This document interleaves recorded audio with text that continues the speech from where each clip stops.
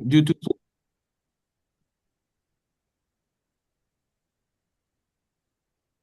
Oh, sorry.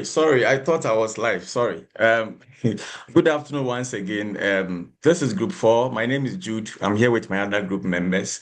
We are presenting on the procurement cycle, the gaps in Ghana's public sector. This group, what we did was we went into a multi-institutional analysis that is taking cue from the Ghana Cocoa Board, the MMDs, the health sector, and other public institutions. Please move to the next stage. The next slide.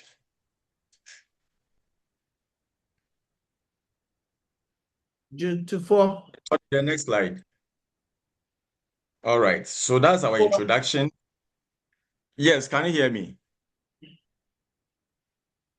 So your introduction is what? I don't know the group members. I don't see any names there. What kind of presentation is this one? Okay. So sorry about that, Doc. So let me start all over. Because of time, we are trying to work within the time, but sorry about that. Let me just do the intro again. So this is Group 4 presentation on the Ghana public procurement sector. Wait, go to your first slide.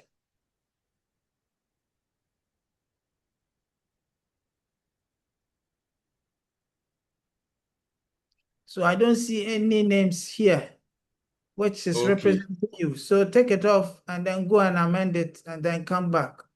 Group 6. Doc, please, the names are found in the next slide. I see the names on the next slide. Group 6. Bring it, Group 6 up. Let them go and amend it. Quick, please.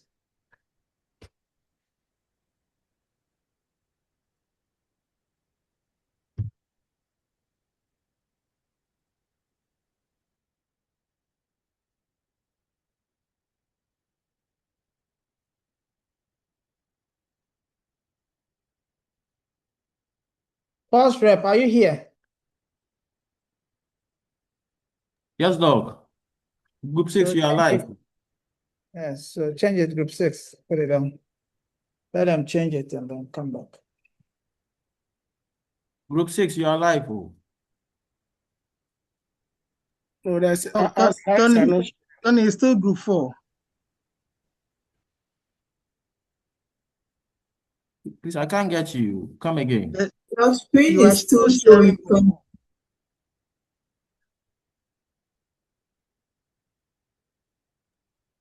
Tony, the screen is still showing Group 4, so change it to Group 6.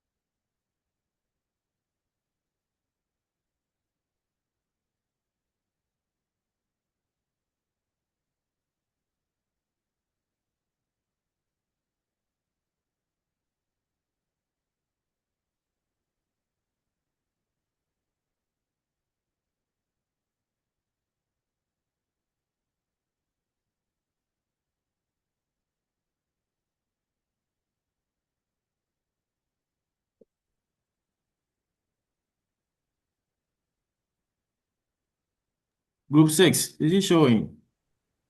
Yes, please. Please, you may proceed, Group 6. Okay. Good afternoon, everyone. My name is Jasmine, and I'm doing this presentation with Percy, Isaac, and Daniel. Jasmine, I can't see you. So my network, if I use the video call... You should have told us that your network is not working. You don't wait till you are here and start talking about networks. And yes, I told you that this is what you're going to do. So then if you're not also ready, then your network, let somebody else present.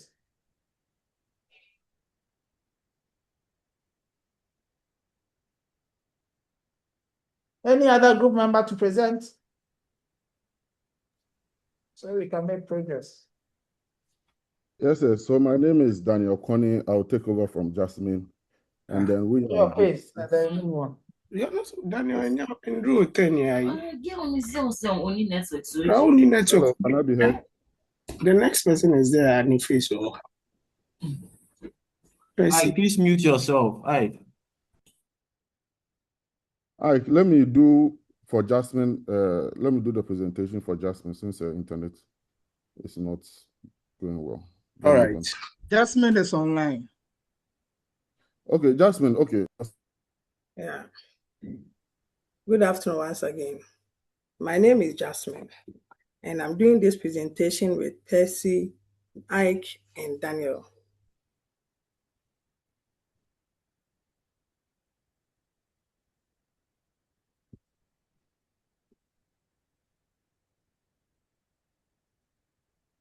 Today, our group will be presenting on the procurement cycle in the public sector. Jasmine, boss. you are still off. Okay, group 6, go and prepare and come back. Give me group 2.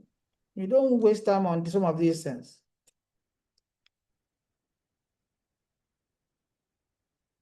When you are ready, come back. Prof, I'll continue from where she started. But why was it that initially she was up and then now you are off? What's the meaning of that? We are a very serious class, please. Okay, so Prof, let me take over. Again, sorry about this. Good afternoon, class. This is group 6, and we have entitled our presentation, The Analysis of Gaps in the Public Procurement Cycle in Ghana and the Practical Ways we are proposing it is addressed.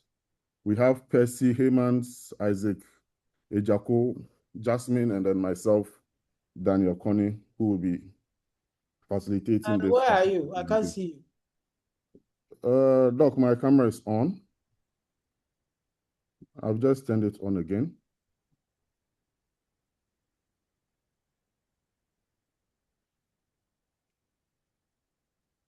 Prof, can you see me now? All of us can't see you. Oh, wow. Because my camera light is on, I can see myself. I don't know what's going on. Okay. Prof, can I go ahead? With apologies.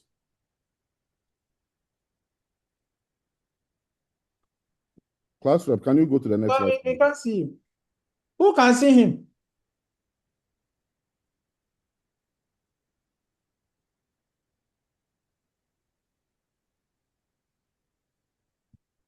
Wow. All of us cannot see you. That is surprising. Let me see what's going on. Because my camera is on. Yeah, but what? Daniel. Yes. Daniel Sika, is that Sikate? No, this is Daniel Tetekoni. Yes. I'm saying Daniel Adimote. Yes, sir. Can you see him? No, I can't see him. Wow.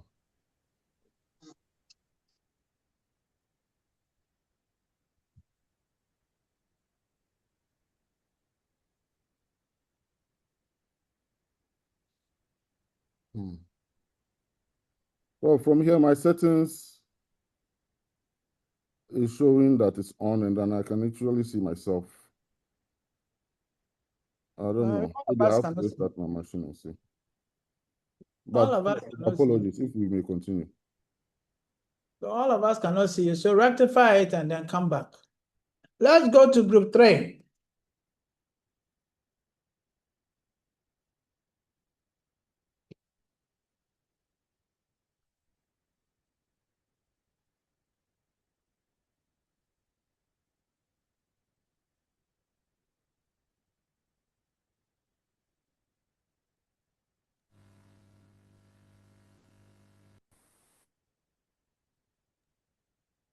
Group 3.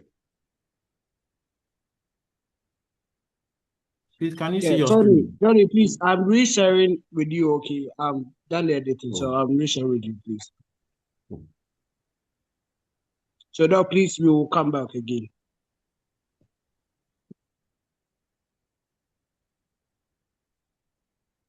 So group 3 is also not ready. Okay.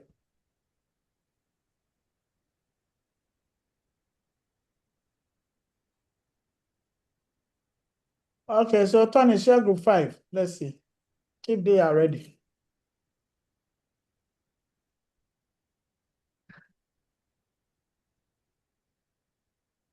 Hello, Tony, are you there?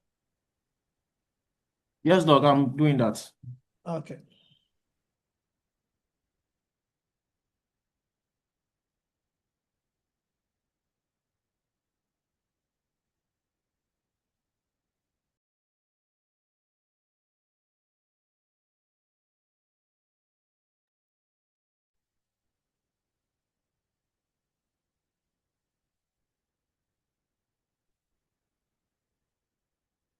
Group 5, you are live. But our work is not showing.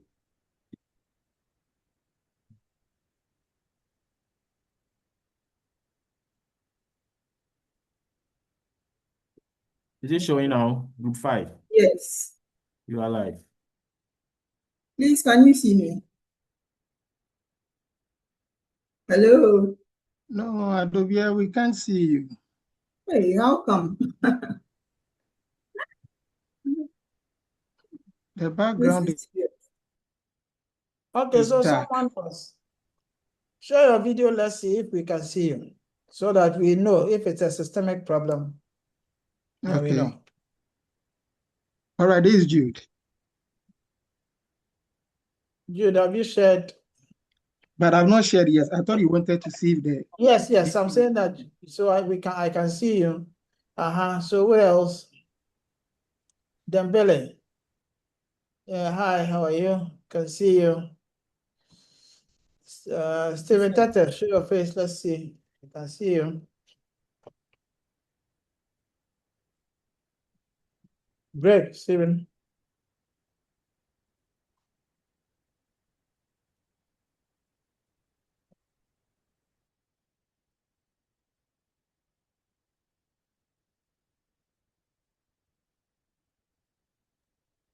So what's happening to only your groups? Adobia? Okay. Surprised me. No. Yes. My camera is on. I mean, I don't know why I'm not showing. Rosemary Ewuzi is showing. Dodu is here. Only you and the other group. Ubo is showing. Right? Okay. You go ahead. Let's see. Okay, so good afternoon, class. This is group 5. My name is Adubia Peprado, and these are my group members as shown on the screen. We are presenting on the procurement cycle. Please go to the next slide. Next slide, please. Okay, so according to the World Bank, the procurement cycle refers to the whole process an organization goes through to acquire goods, works, or services, right from identifying a need till the contract is completed. The procurement cycle is important, especially in the public sector, because it ensures the efficient and judicial use of public resources. Please, next slide.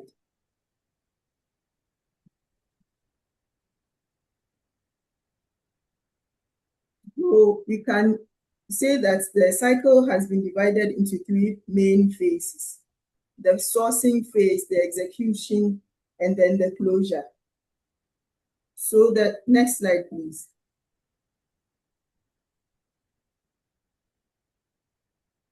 So the sourcing phase includes need identification, planning, budgeting, market research, tendering, supply selection, and negotiation for the best deal or the best value.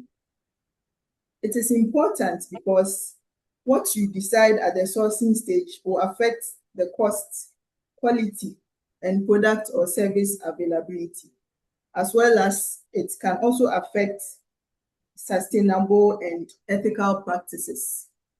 We are all aware that these days everybody is talking about preserving the environment. That is why we say that sourcing decision also affects sustainable and ethical practices. Next slide, please. Next slide, please. Okay, so here are some gaps that have been identified in the public sector. So we see weak planning and poor needs assessments. So in public institutions, for instance, when we take like the local government, for instance, you know that local government deals with communities and people within the municipality. Sometimes public institutions don't undertake proper needs assessments, and then they also fail to engage the relevant stakeholders before procuring an activity or a project. So they might go ahead to do any procurement, and in the end, it might not be of need to the community. That means that public funds have been wasted. There are also political interferences in the public sector, and these interferences discourage transparency, competition, and bidder participation. Especially when a politician has an interest in a particular project or activity, they may try to influence the outcome of the whole process, just so they will win the contract, whether they are qualified or not. And all these things create disputes, and it also undermines the integrity of the entire process.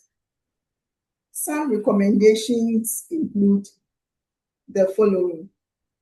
We are saying that there is the need for public institutions. Please, next slide.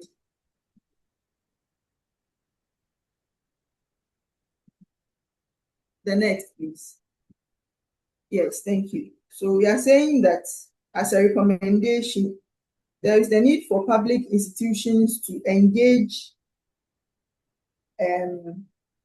relevant stakeholders. And there is also the need for public institutions to conduct proper needs assessments and ensure that procurement and development plans are aligned with budgets. Because if they are not aligned, there is the possibility that funds will not be adequate for the projects they want to undertake. But if they are properly aligned, then there will be enough funds budgeted for the projects and everything will go on. Also, there is the need for public institutions to enforce the use of electronic procurement, such as the GANEPS, that is the Ghana Electronic Procurement System. This will ensure that the whole process is streamlined. It will also ensure, please pardon me for the noise at the background. It will also encourage competition, fairness, and transparency as well. And in a way, it will also limit political interferences because this one will be done electronically. So human activity will be limited as in manipulating the results. Please, the next slide.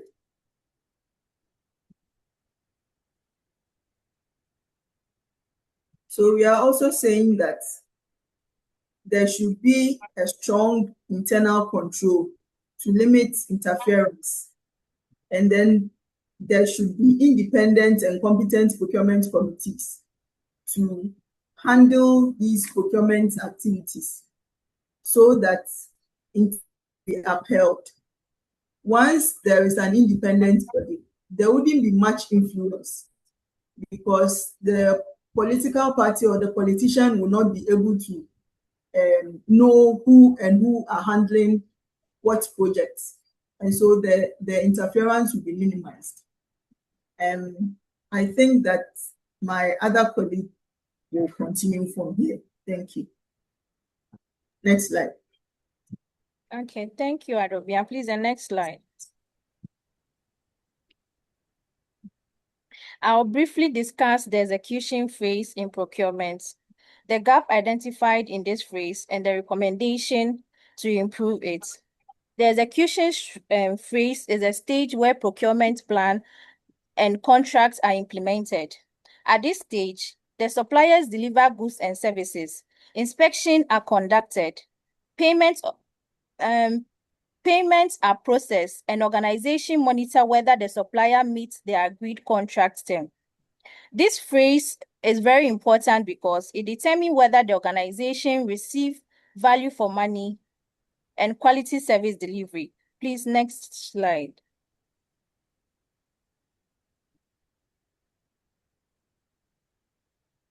Gap identified in the procurement sector. However, several gaps exist within the execution phase, especially in the public sectors. One major problem is delayed delivery of goods and services, which affects organizational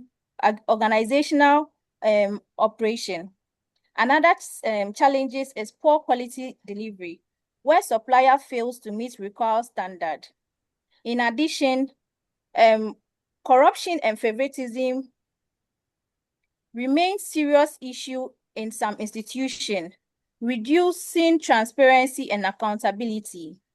Delayed payments to suppliers also create poor relationship and discourage supplier performance.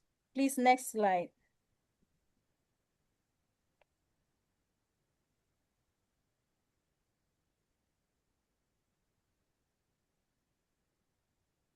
Proposed recommendation to solve these problems. No, please.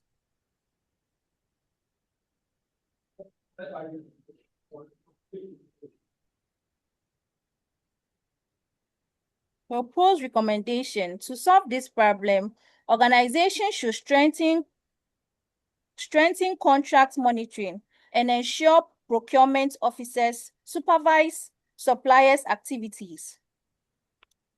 The use of e-procurement system can improve transparency, speed, and record keeping. Quality control inspection should also be enforced before accepting goods and services. Moreover, public institutions should promote ethical behavior, conduct regular audits, and ensure timely payments to suppliers. In conclusion, the execution phase is a key to success of procurement activity, addressing an identified gap through technology, transparency, staff training, and effective monitoring. It also improves productivity, reduce corruption, and ensure better service delivery in public sector. Please, the next person should take over. Oh, okay. Thank you very much, Rosemary.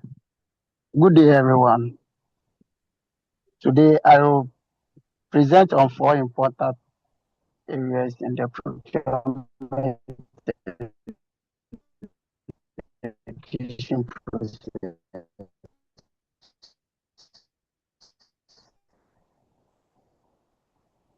Gordon, kindly position yourself well. That's purchase order preparation and issuance. So,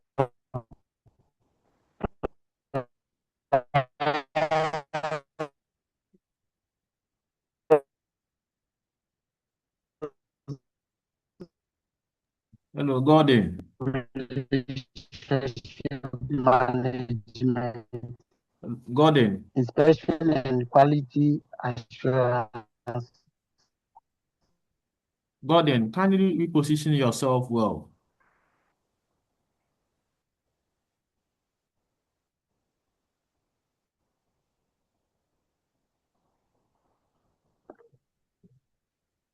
Hello.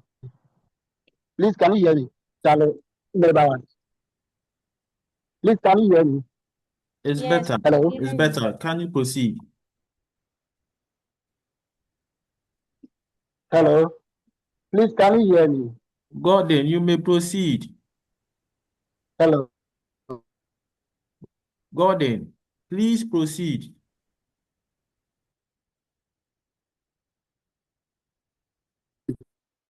Important areas in the procurement execution process.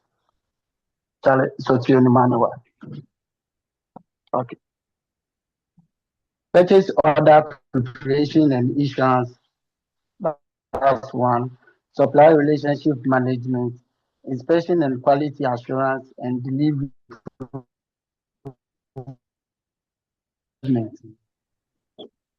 Let's take the first one. Purchase order preparation and issuance. That involves creating and sending official documents to suppliers showing the goods and services needed, quantity, price, and delivery terms. It helps ensure accountability and proper communication between the buyer and supplier. So please let me move to the next step. However, in the public sector, there are gaps such as delays in approval process, manual documentation error, poor record keeping, and lack of. Hello, can you please hear me? Yes, we can hear you. Oh, okay. And lack of transparency. These challenges can slow procurement activities and increase the risks of corruption. Please let's move to the next slide. To improve this process,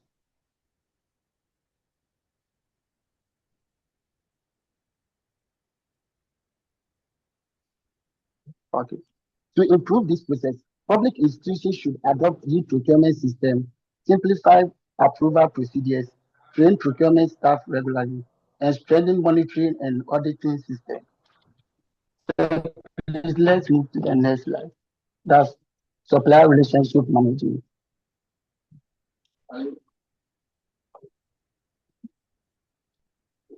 Yeah, at the come. Yeah.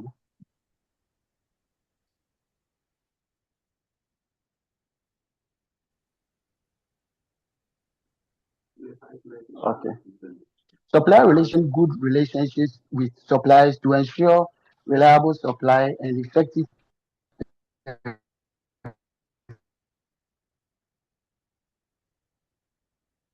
performance. Some common gaps include poor communication, delayed payment, lack of supply evaluation, and unfair treatment of suppliers. These problems can damage trust and affect service delivery. So please let's move to the next slide. The recommendation. So please let's move to the next slide.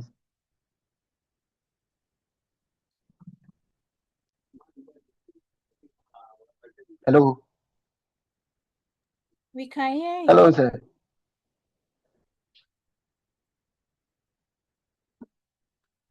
Hello.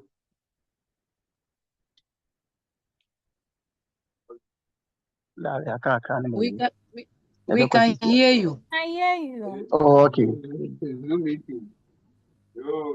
Gordon. The recommended solution include improving communication with suppliers, ensuring timely payment, conducting regular supplier performance evaluations. Okay. Okay. We are now on the proposed recommendation. That's hello. Hello, sir. Hello. Gordon, continue. We can hear you. Gordon, the network is very Gordon, bad. please, you are live. okay? Please be mindful of the environment you are. Okay. Gordon.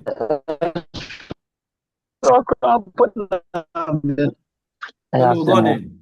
The proposed recommendation. Okay, 1 minute more. Okay.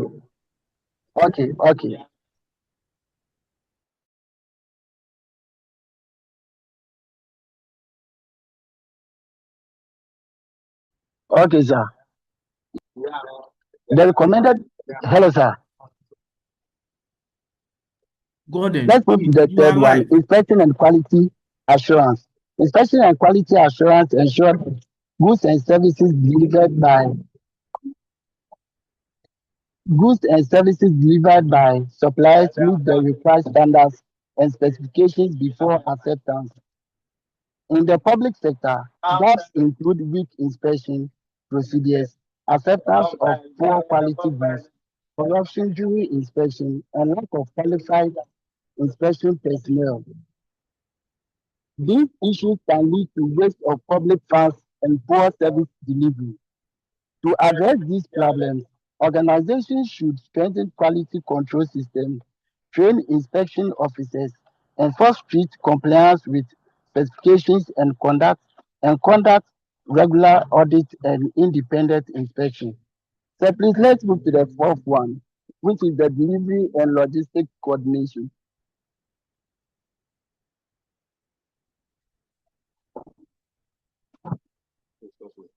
Delivery and logistic coordination involves the movement, storage, and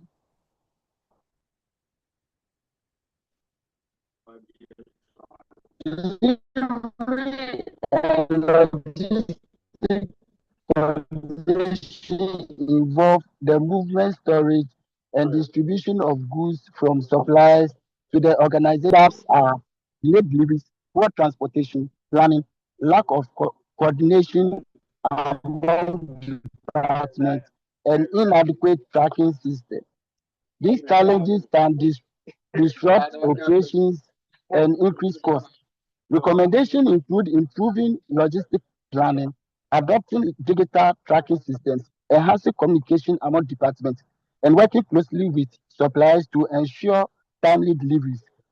In conclusion, this procurement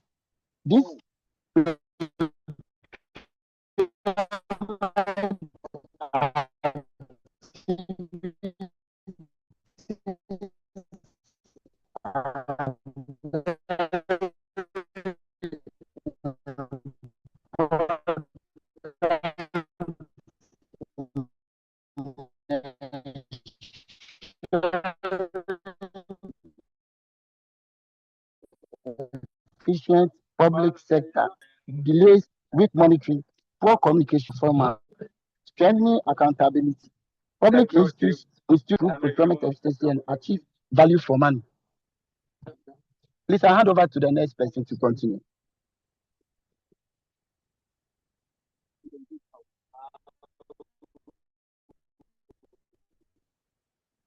Eliza, you are muted.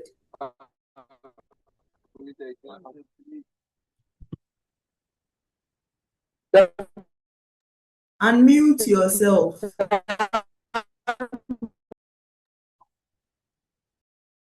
At this point, we are finalizing everything from the supplier assessments to the goods and services that are going to be used to records of everything that are going to be used for the contract. So you make sure that the supplier that has been awarded the contracts is reliable by checking from others that have encountered them to know that they can help you carry out the contract effectively. And also the goods and services that are going to be used have been inspected and approved by the right institution. And also some of the gaps that can be found in this stage are when the staff that are being used for the contracts are not well trained. They will disrupt the process of the contract since they do not have enough knowledge about procurement activities and contract management. And also we suggest that capacity building training programs should be organized for the staff, and also mistakes that were made in the previous contracts should be taken from it so that it wouldn't be repeated in the subsequent contract that will be awarded. And also the supplier should be well evaluated before they are awarded the contracts. Please, we'll end it here.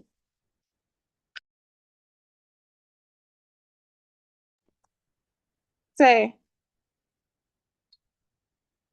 Yeah, so no ending, right? Okay, Hello, sir. that's fine. Yes. Yes, hello. Hi. I summarized the last part. Okay, you summarized the last part. Okay. Yes. So that's group 5, right? Yes, sir. Yes, sir. Okay.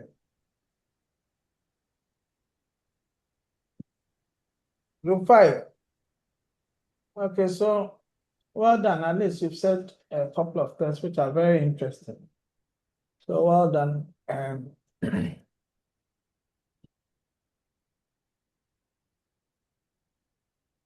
Among the positives for your presentation, I think at least I heard 4 voices. So it looks like everyone spoke, shared their thoughts, and that is commendable. Number 2 is that, your slides are bulleted. That's also good.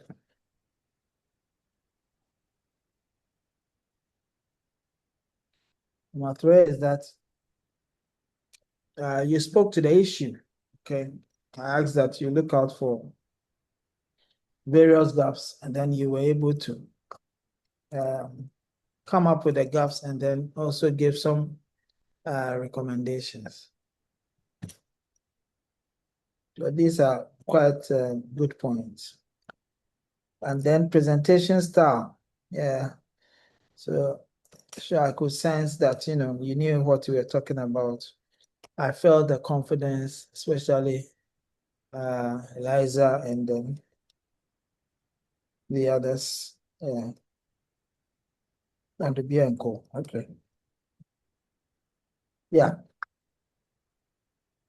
Yeah, so with regards to my reservations, I think that following instructions are good. Maybe it's because of a system issue. And so that's how come you are unable to come up, put on, some of you could not put on your videos. But these are instructions as far as this presentation is concerned. So there's nothing like my video is here, my video is that. You should have checked. Immediately you joined, you check whether everything is in place before commencing your presentation. And this is what is done. Best practice is that you get there, you make sure that everything is working at least half an hour before the start of the program, when you are on the bill. When you are supposed to be part of any engagement, you get there, you give them your pen drive 30 minutes before the start. Let them check whether everything is on point on your pen drive before the commencement of the program. And that is very important. Again, the kind of feedback that we're having from the other persons, I don't know, I've forgotten his name. What's his name? Check the list.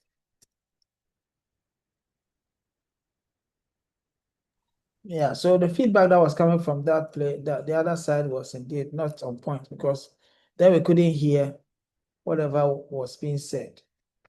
And so that was indeed not too good as far as this is concerned. You see, in presentation, you need to showcase your mannerisms, all that communicates. Okay, that's why I want you to put on your video, so you communicate to us, you more or less use every part of you to show us that indeed you know what you're talking about. My one is so off. How would we indeed have that? Okay, so these are a few things that I will say with regards to your presentation. Now, if you look at your second slide, please go to your second slide.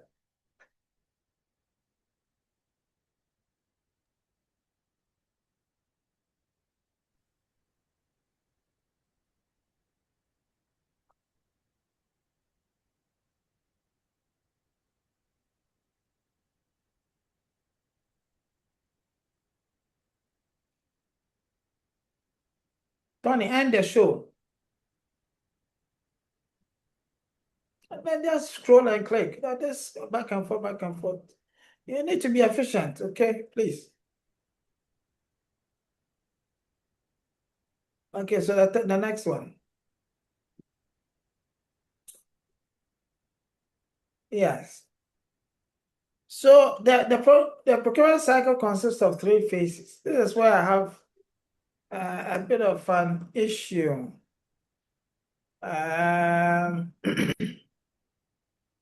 When you box all the identification of what? If you box all the identification, the planning, specification, budgeting, all under sourcing, I have a problem with that one. Because budgeting, you need to do that in tandem with finance. Procurement does that with finance and all that. Okay, and so I would have wished that you more or less make it 4 phases where discussion about the need and all that, and planning towards the need and budgeting, because all that indeed would influence the sourcing. Okay, the pan of products would influence the sourcing, the budgeting and all that will be done, differently from the sourcing bit, where you are looking at principally suppliers, how you can indeed get the requisite suppliers to, with the requisite capacity and capabilities to, extend that kind of product or service to that particular office. So that is where my issue is with regards to this. Okay, so that if that is more or less separated, it'll be good, because as a result of the value that is placed on the product and all that, that will determine even the sourcing method. Okay, so that delineation will have to come. Apart from that, I think that it's not bad. It's a good thing. Any other addition from anybody, or any other question from any of you to the group? Remember, we are learning. Whatever you are seeing, hearing, and all that, bring it up. Let's all ensure that we are all on the same page, studying. Because there's a studying bit. It's not so we don't repeat them in our various organizations. That's why we are here. So share your thoughts. Sorry. Hello, Doc. Yes, Adubia. Doc, please, I didn't really get what you are saying. You said you wish that you would have divided the activities under sourcing into 2. Is that what you said? Before sourcing, there are activities.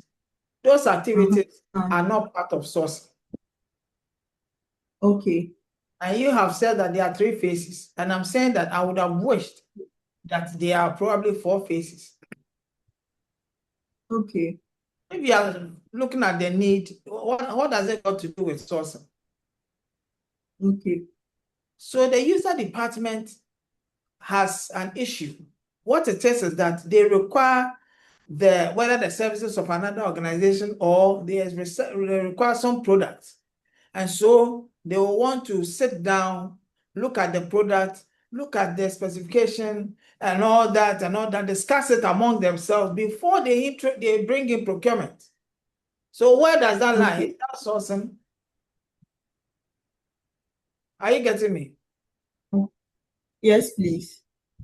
So that is where the need would arise. And then we start planning. Planning could be done in tandem with the procurement officers and all that. Okay. Then they would then start looking at it. But even with that, budgeting does not start under sourcing. The budget is looked at first. Okay. Before they think of who to get the product from. Are you getting my point? Yes, please. Exactly. Thank you. So come again? I said point well noted. Thank you. Yeah, so if you want to source, that's when you may want to do your market analysis, look at which preferred preferred suppliers are in the market and all that, and look at the method, the sourcing method that will be appropriate for the procurement of that particular product and things like that. Yeah, but before sourcing, there are other issues that happens, which, in my opinion, does not fall under sourcing. Is that okay?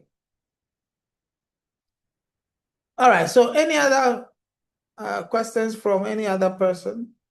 Yes, and again, I like the pictorials, which spices it up, and some are indeed pointing to particular areas that should be should be noted, and that is indeed commendable.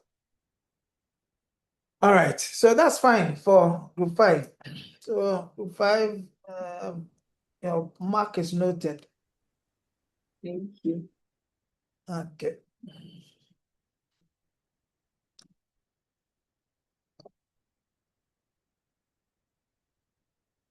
All right, group 8.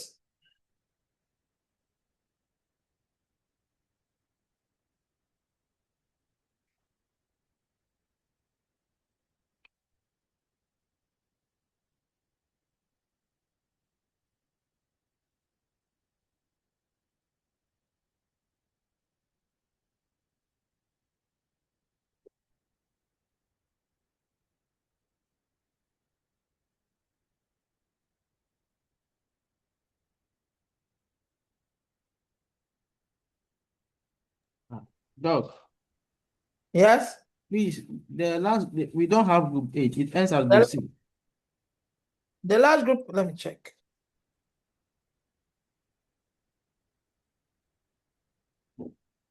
Yes, okay, so group 6, yeah. Are they now ready?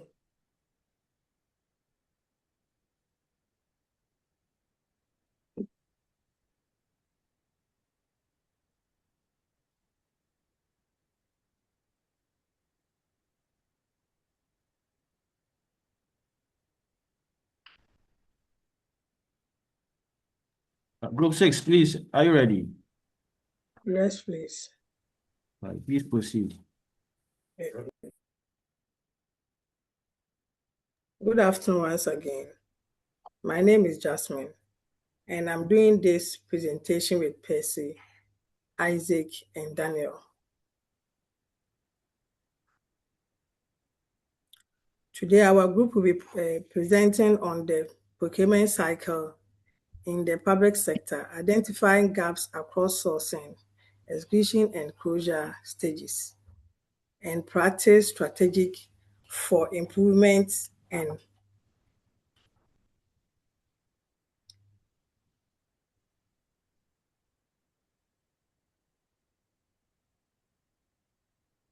please, can you hear me? Yes, we can. Okay. Public procurement plays a critical role in national development because it determines how procurement funds are used to provide infrastructure goods and services for citizens. However, public funds are used to provide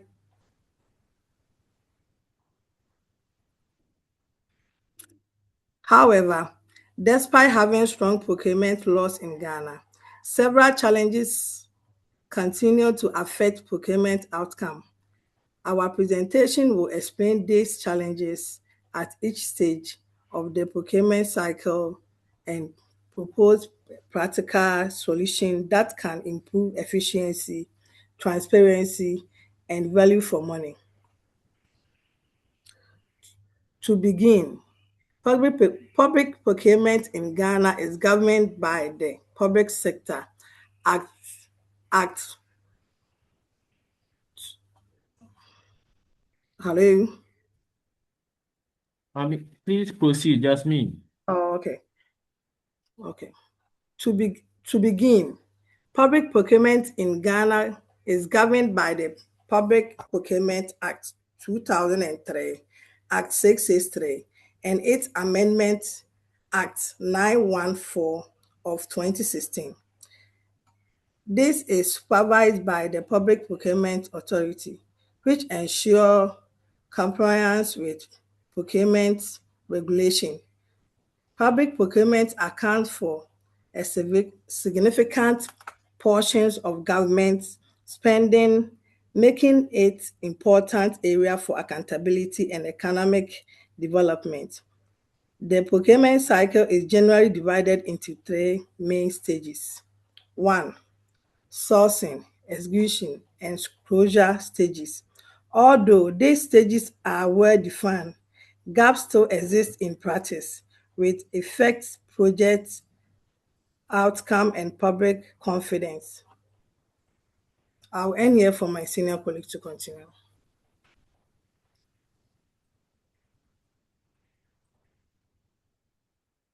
Percy.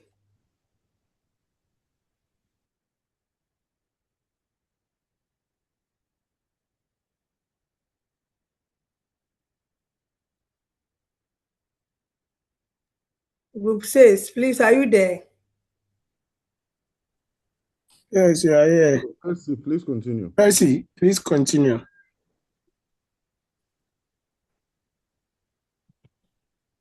Okay, so if Percy is not around, let me quickly take over.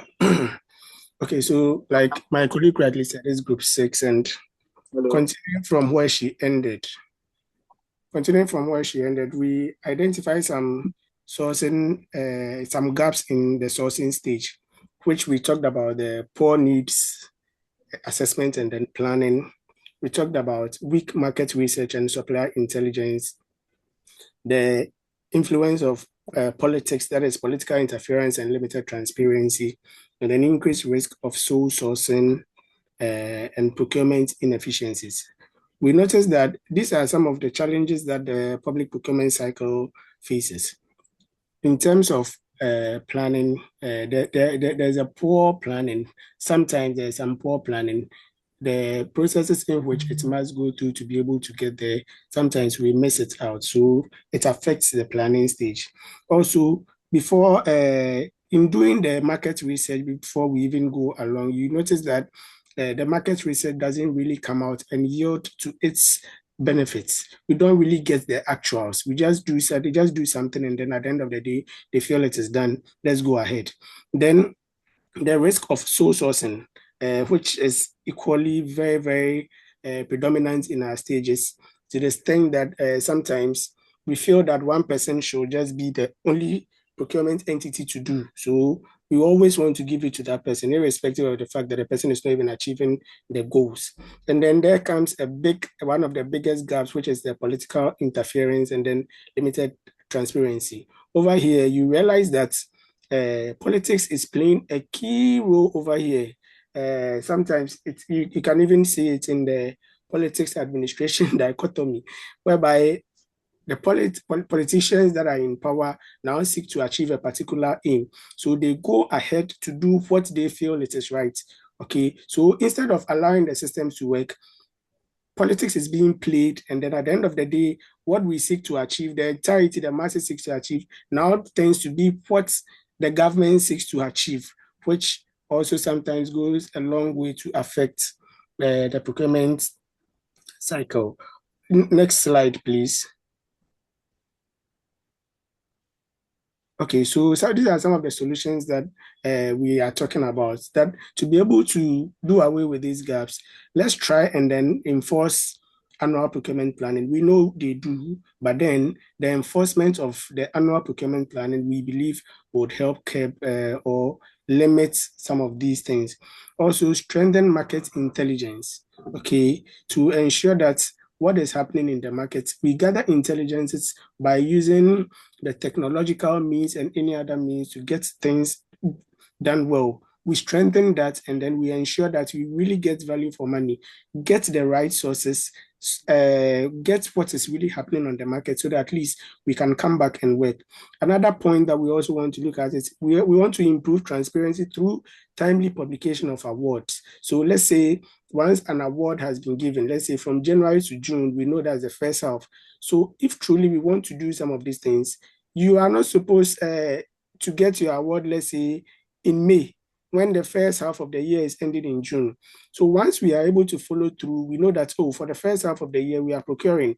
Then by February, by January, we go out and then do all that we have to do. By February, we should be done with selection, evaluation, and everything. Then we award the contract, so that at least we give, let's say, some weeks for the supplier to also supply. In that way, we try to limit some of these gaps. Then also, we try and link budget approvals to credible procurement plans. The budget that we have, let's stick to it. So if we have it in mind that this is what we want to do, let's stick to it. Unless there's emergencies or there's an unforeseen circumstances that will demand that we go a step ahead. Well, if that happens, we know it's an institution, it is allowed. But then we are always ensured, we have to try and ensure that we are within the budget so that at least we will not be hinting on others whilst we know we are on the same line. The next slide, please.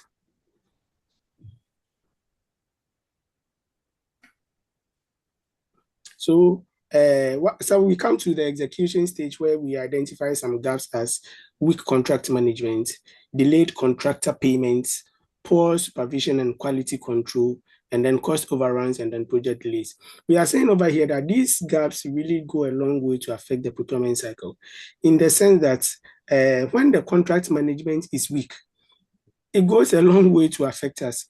We should be able to manage the contract such that at every given point in time, we can assess and see what is happening. We don't wait to say that, okay, so let's assume that with the construction of the Kaswa Cape Coast Road, like the road minister is doing, come in time, as in times that we need to do. Okay, we don't have to say that, okay, so we have earmarked it that every month or every 2 months will be there. Within that 2 months, we can quickly come in and see what is happening. Are we on course? What do we have to do?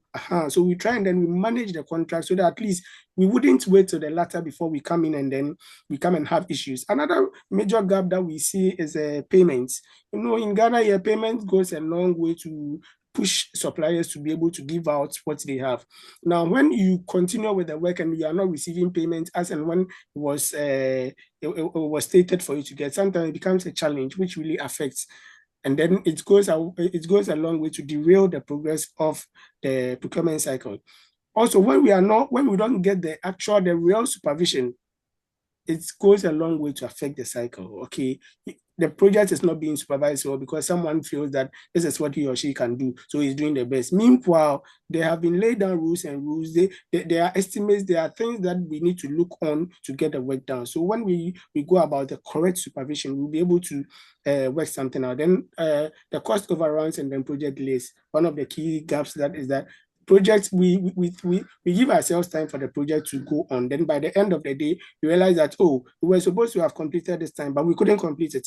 Let's move it to another time. These are some, and in doing so, the cost that is associated with this particular time framework that you couldn't do, definitely when you go past that, you are going to increase your cost. So obviously, if you had marked a 10,000 cedis for this, it's very obvious that by the close of the time that you will not be able to eat, you go more than 10,000. Please, the next slide. Next slide, please.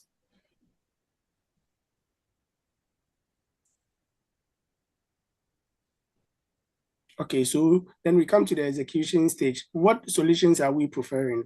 We are saying that for us to have access or for us to get good value for money, let us try and then appoint certified contractors, not any other contract managers. Let's get the right people, the people who have the technical know-how, the technocrats who really know what goes on into contract managers. Let's get them on board to help streamline things, to get things done well, even in the process, before even the process ends.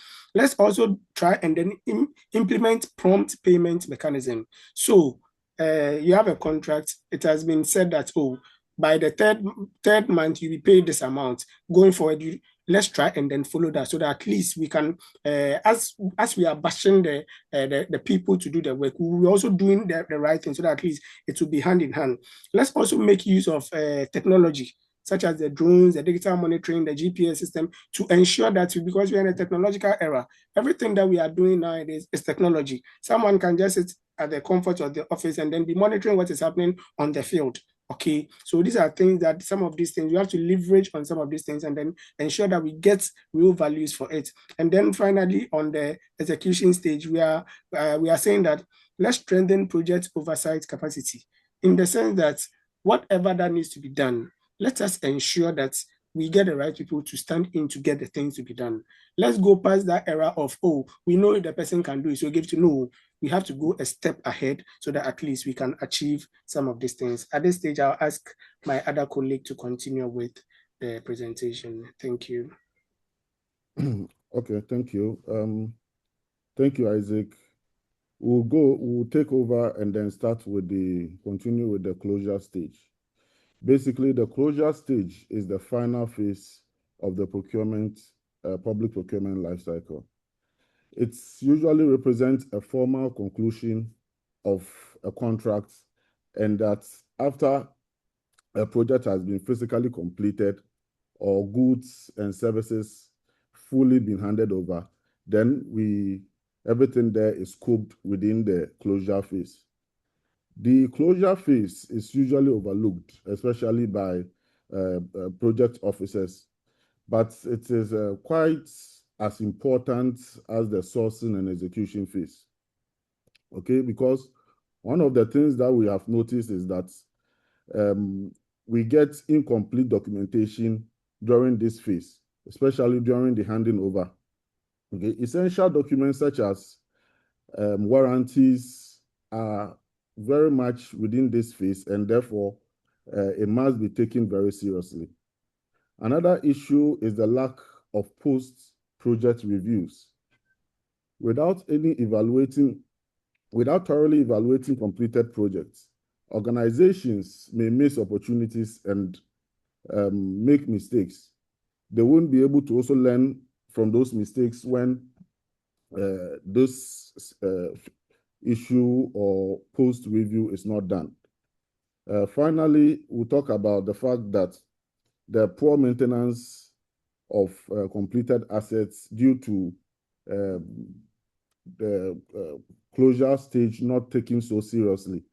This leads to no maintenance strategy, and then even not having a complete funding gap to ensure that the project is well executed. These issues are very big in the procurement industry, and it's a waste of public funds if these are not taken seriously. Please, next slide. So what is our proposal in terms of, Tony, please, next slide. In terms of solutions to the issues or the gaps we found in the closure stage. First of all, we are asking for disciplined closure phase, which must include strict certification. What does this mean? We are trying to say that organizations must mandate official completion certificates before the final payments of are due or are provided to the contractor or the goods or supplier. Secondly, we are asking that better accountability is established through institutionalizing post-procurement audits to verify if there's value for money within the procurement or the product. We are also saying that sustainability should be in the minds of all procurements being done in the public. Intentionally linking procurement handing over to institutionally maintenance budgets so that assets don't fall into disrepair.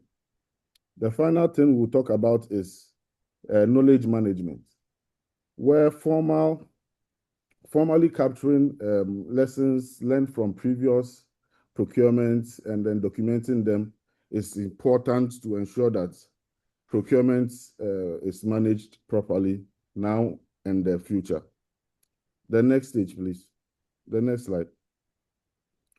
So our team also has come up with some recommendations, and we are saying that we must collectively shift our mindset from mere procuring or complying with the procurement laws to ensuring that value for money is available in the procurement process. Because sometimes as procurement officers, we know the law, we follow the law as it is, forgetting that one of the very crucial things that we must make sure is established is value for money when the procurement is complete. So to achieve this, we are asking that we build robust institutional capacity. So we should have in-house capabilities to be able to monitor RM&E frameworks to ensure that the project comes to a successful conclusion. We're also asking for improvement, proven in transparency and absolute accountability at each level. We are asking that enforcing strict discipline across even the sourcing, the contracts management phase, and then the closure phase. And just like Isaac mentioned, we use technology to ensure that we enhance monitoring and then make the public funds create sustainable value and improve the lives of the citizens through public procurement. Thank you very much for your attention. That's our presentation for Group 6. All right, so thank you. Group 6.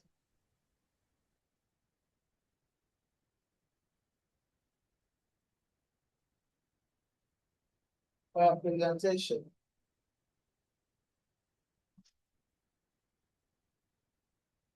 Yes, also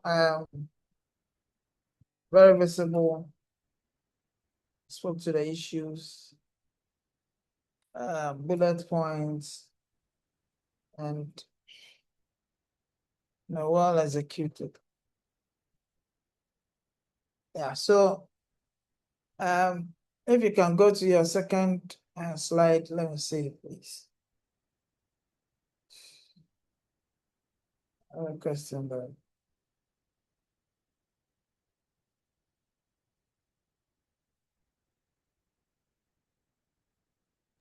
No, please, we are on the second slide.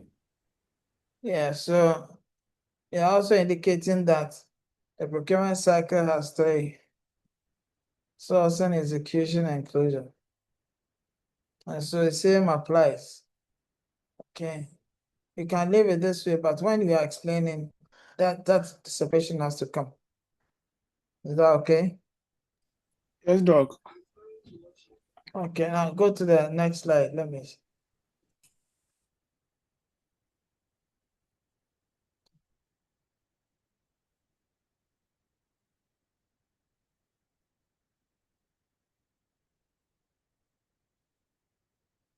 So here, with the point which has to do with increased risk of sole sourcing.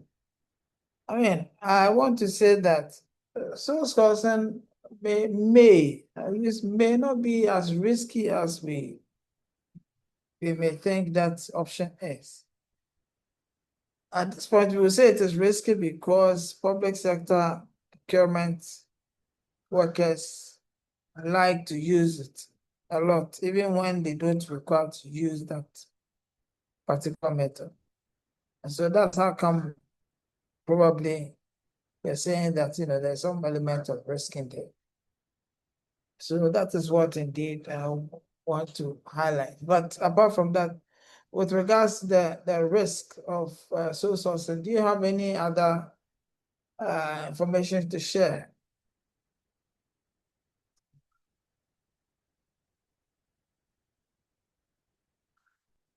Hello, Group 6. Yes, Doc. So, Doc, not just sole sourcing per se, even restrictive tendering is also something that the public service is practically abusing, because just so that they take the books or the legal requirements. So if you watch our recommendation, one thing that we spoke about is that let's not just focus on just taking the box in terms of compliance, but look at the value for money aspect of it. Sometimes we go through the whole public procurement process and the amount of money the organization is spending is far more than if an individual is even going to the market to buy it itself. So those are the risks we are trying to highlight in that 4th point.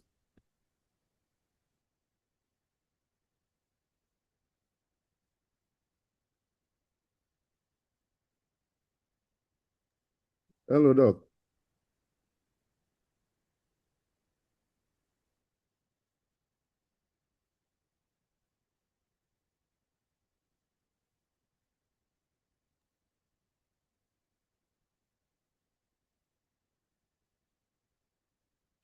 Hello. Yeah, I'm here. Okay, Doc. Hello. Yes, Doc. something to say. So so I get your point. Dan, I get your point. Yes, Jude. Yes, Doc. Thank you. So I wanted to just bring some clarity to the sole source issue here. Usually we confuse ourselves between the single source and the sole source. When a practitioner is using a sole source, it means he has no other option, because sole source means that item or that project you want is only one company that has the right, the franchise to execute. And for that matter, you don't have any choice. So it is only that company that you can work with.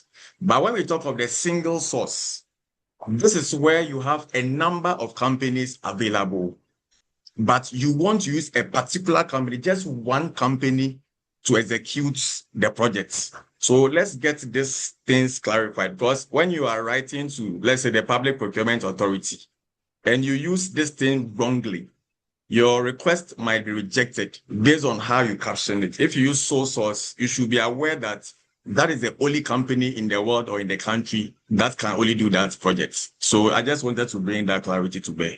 Thank you. All right, thank you very much. That expose is also a very important one. Yeah, that's also a very good one. Yeah, that's fine. Yeah. Okay, so last but not the least is the sixth slide. Let's look at the sixth slide and then we can move on.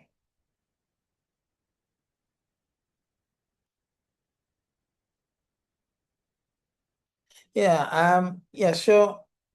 In terms of the solutions, appointing certified contract managers plays a very key role. And you brought in technology as well, which also has a significant effect on the entire procurement process. And that was indeed very important. Okay, so that's fine. Group 6, note your mark down. All right, great. So let's hear from Group 1.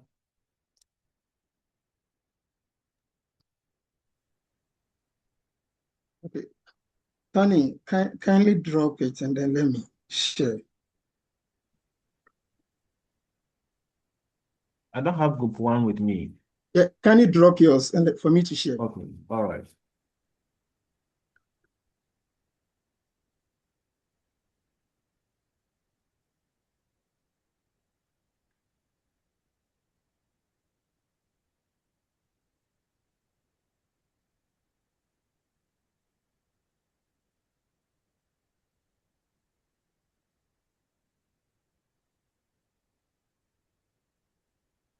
Okay, you can proceed, Jude.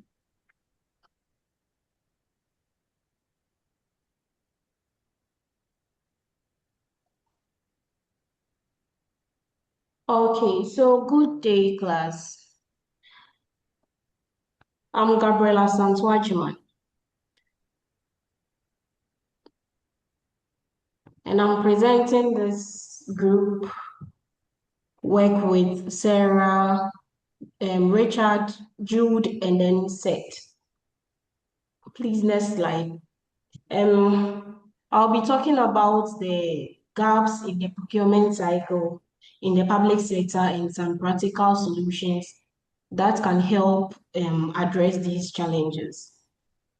So, as we all know, public procurement in public sector follows a systematic process, and it starts from identifying a need and it ends with disposal of assets. And then every stage is important because procurement involves in the use of public funds. So institutions are expected to ensure transparency, accountability, and then the value for money. However, at each stage of the procurement cycle, there can be operational, financial, legal, and then ethical problems that affect performance and service delivery. Please, the next slide. While we are using the hospital as a case study, Jude, please, the next slide.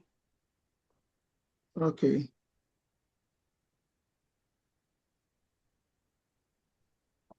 So we use the hospital as a case study. So let's assume a public hospital realized that emergency cases are increasing at their premises, but their old ambulances are continually breaking down. Because of this, the hospital identified the need to acquire additional ambulances to improve their emergency healthcare delivery. This becomes the beginning of the procurement process. Next slide, please. And with the overview of the procurement cycle, we can see we have 11 steps that goes in, even though we have 3 major stages. That is the pre-contract stage, seeking for the sourcing, and then with that, it starts from the need identification and then ends at contracts, identification and then ends at contract award. Then we have the contract administration stage. That is the starting from the contract execution and then ends at monitoring and performance evaluation. Then we have the closure stage. That is the post-contract stage. That starts from the contract closure and then ends at disposal of assets. So the first stage is the need identification. The need identification is simply where an organization determines and defines the goods, services, or work it needs to achieve its objectives. And in our case study, the hospital has identified the need for new ambulances because the existing ones are no longer reliable. At this stage, there are some gaps we identified. So the first gap is poor needs assessment. So sometimes institutions fail to properly assess what they actually need, and this may lead to overpurchasing or buying the wrong items.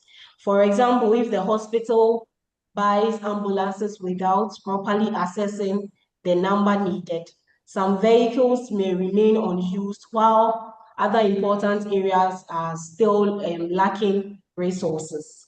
And then other challenges, another challenge we have is the political influence. In some political institution or in some public institutions, procurement decisions are influenced by politics instead of the actual organizational need.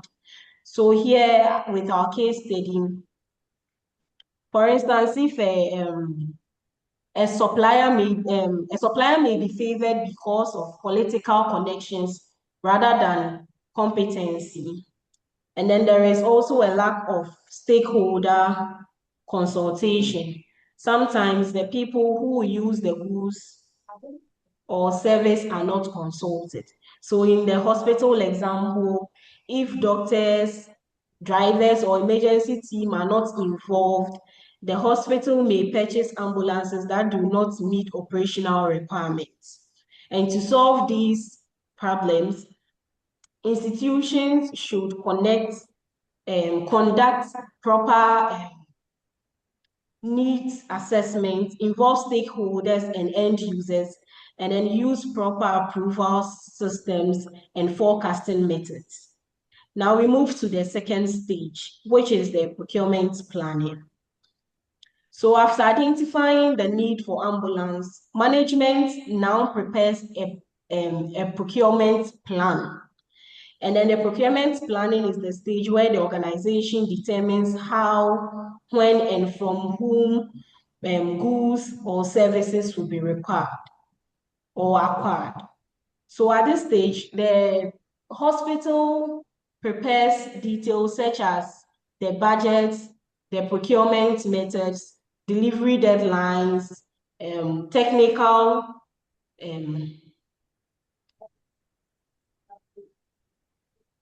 specifications, and then responsibilities for officers involved. And then this stage is important because it helps ensure efficiency, proper budgeting, and then timely delivery. However, there are several gaps in there too. So the first one is poor procurement planning. Some institutions fail to prepare comprehensive procurement plan, which later creates confusions and delays. Another problem is inadequate budget allocation. Sometimes project begins without enough funds, and this affects implementations. For example, the hospital may begin the ambulance procurement process without receiving full financial approval, which may later delay payments to suppliers. And there is also the issue of unrealistic timelines. So sometimes management sets deadlines that are difficult to achieve, creating pressure on procurement officers and then suppliers. And then another challenge is weak coordination between departments. So the financial department, the procurement unit, and technical team may fail to communicate effectively, causing delays in decision making. To address these issues, institutions should develop proper procurement plan, align procurement activities with approved budgets, use realistic timeline, improve coordination among departments, and continuously train procurement officers. Thank you. My next colleague will continue from here. Thank you, Gabriela. I'm Jude Siedu. I'll take it from here. Our next slide, or our next point of stage, is this specification development. Specification development is just the stage in the procurement cycle where the organization clearly defines the technical, functional, and quality requirements of the goods services. This is important because it ensures procurement of suitable goods and services, promotes fair competition among suppliers, reduce misunderstanding and dispute, which is very, very important. Now, in our study, our case study, we say that when it comes to this stage, the hospital develops specific specifications stating what they require in the ambulance. So assuming you are in a hospital and you want to state some of the specifications, some of the examples are maybe having an advanced life support equipment, patient monitoring devices, and so on and so forth. But however, if these things are not done properly, obviously we're going to experience some of these gaps. One of the gaps here is ambiguous or unclear specifications. What do I mean by this? It means that requirements are sometimes vague, they are ambiguous, they are incomplete, and leading to different interpretation by suppliers. So in order for you to solve this, you're supposed to develop clear, detailed, and measurable specifications using simple and precise languages, what is very important. Performance-based or functional issues, and avoid unnecessary brand references, which we suppose also to note that one as well. And then the next point, which is about the technical error, that is another gap. That is the technical error and omissions. And what do I mean by this? I mean, sometimes important missing or they are inaccurate. So in order for you to solve this, you're supposed to implement a technical review and quality assurance process before approval. And then another stage here is ignoring sustainability requirements. This is very key when it comes to our current stage now. Most of our contract, when we are giving out a contract, most of the times we try to ignore this. The meaning of this is an environmentally or social considerations which must not be excluded, but it has become a gap because normally we see in contrast that they do exclude that one. Now, in order for us to solve that one also, we're supposed to incorporate sustainability, energy efficiency, and environmental standards where appropriate. Now, the next stage of this, that is the stage 4, it is supplier sourcing. The next stage is supplier sourcing. Based on our case study, what we use as our case study, we can say that the main the explanation to supplier sourcing is, as we have stated there, that management identifies and search for qualified suppliers capable of providing the required goods and services. So linking this to our case study, we say the hospital begins supplier sourcing by reaching companies that manufacture or supply ambulance. Suppliers who meet the organization specifications, qualities, or standards are given the opportunity to move on to the next stage. So, but in the case where that they are not able to, that is where the gaps comes in. So we ask ourselves, why do we want to introduce this supplier sourcing? We are saying that it is very important because it promotes competition and then transparency. It helps obtain quality goods and services. It reduces procurement risk, provides supplier reliability, support cost efficiency, which is very key. However, certain gaps are also identified when these things are not done well.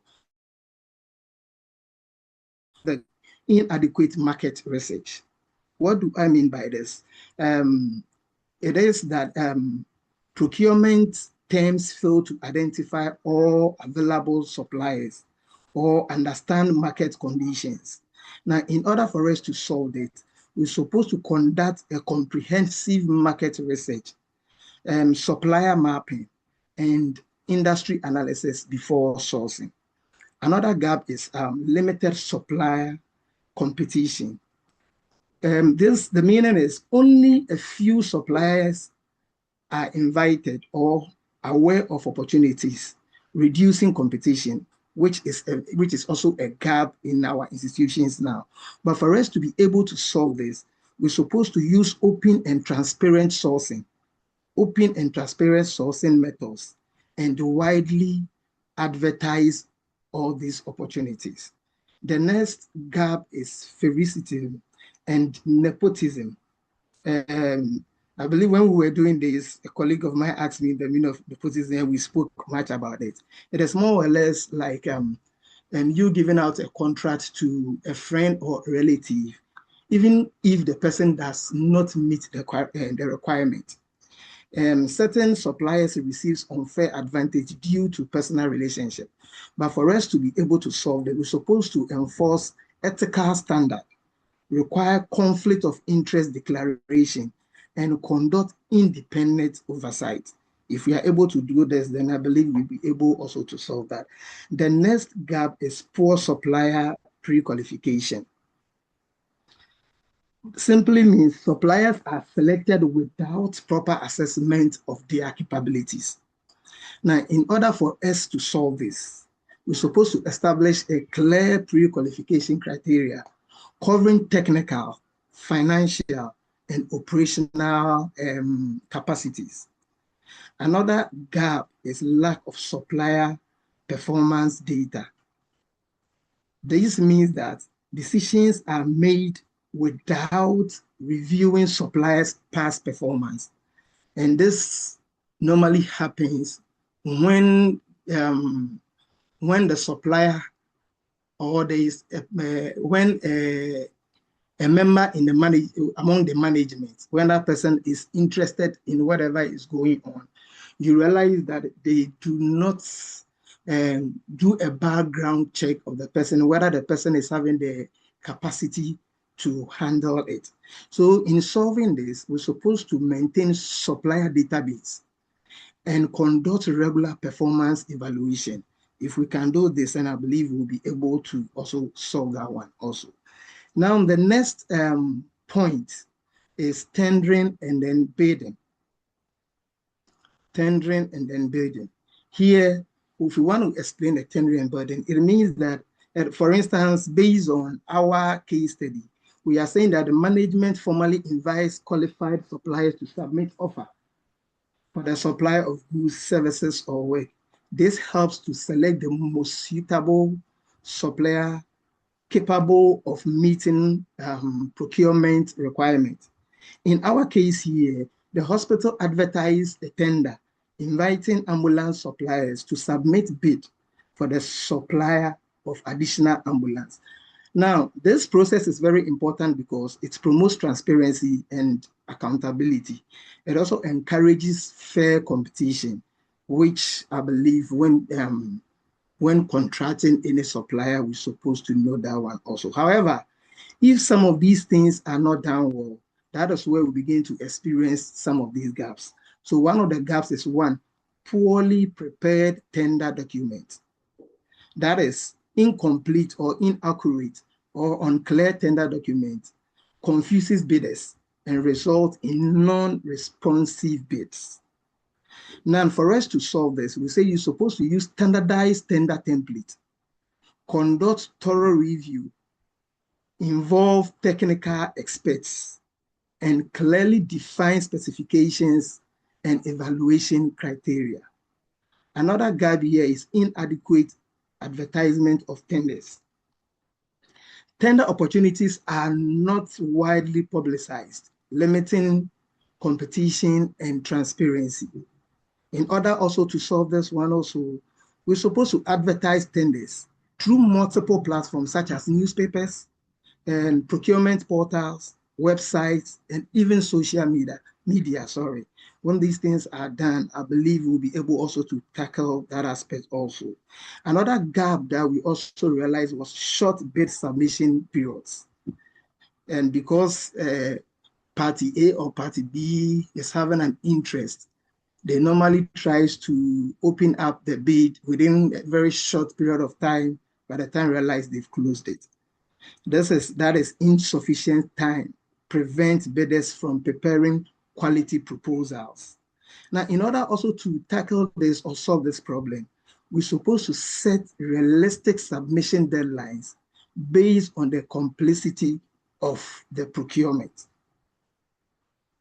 Our next one is the favoricity of here to officials may favor relatives, friends, or preferred suppliers during the bidding process, which is also not advisable. And so in order for us also to tackle this one also, we're supposed to implement strict ethical guidelines, require conflict of interest declaration, and establish independent oversight committees to tackle such issues. From this stage, I would like to hand over this stage to the next colleague, my colleague Sarah. Thank you. Good afternoon, colleagues. So I'll be talking about the next three stages. So we start with the supply evaluation and selection. So in this stage, that's the stage where all the suppliers will submit their bid. When they have submitted their bid, it's now be assessed by the organizations. So that assessment is done to identify the supplier that meets the organization's requirements, whether technically, financially, and operationally. But in the process of doing this, we notify that there are some gaps. So the first major gaps that is being identified is the part of being biased, doing a bias evaluation. So when we say being biased, it means that you are selecting someone over another person because you have some. It could be because of bribery, because of some personal relationship, because of political pressure. It depends. So this is a stage where evaluators will favor a supplier because of, as I said, personal relationship or other influences rather than merit. So to address this kind of issue,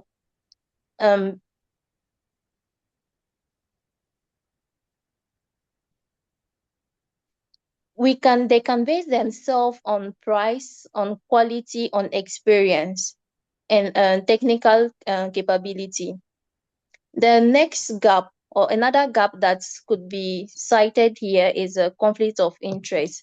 That is where an evaluator has a personal connection with a supplier.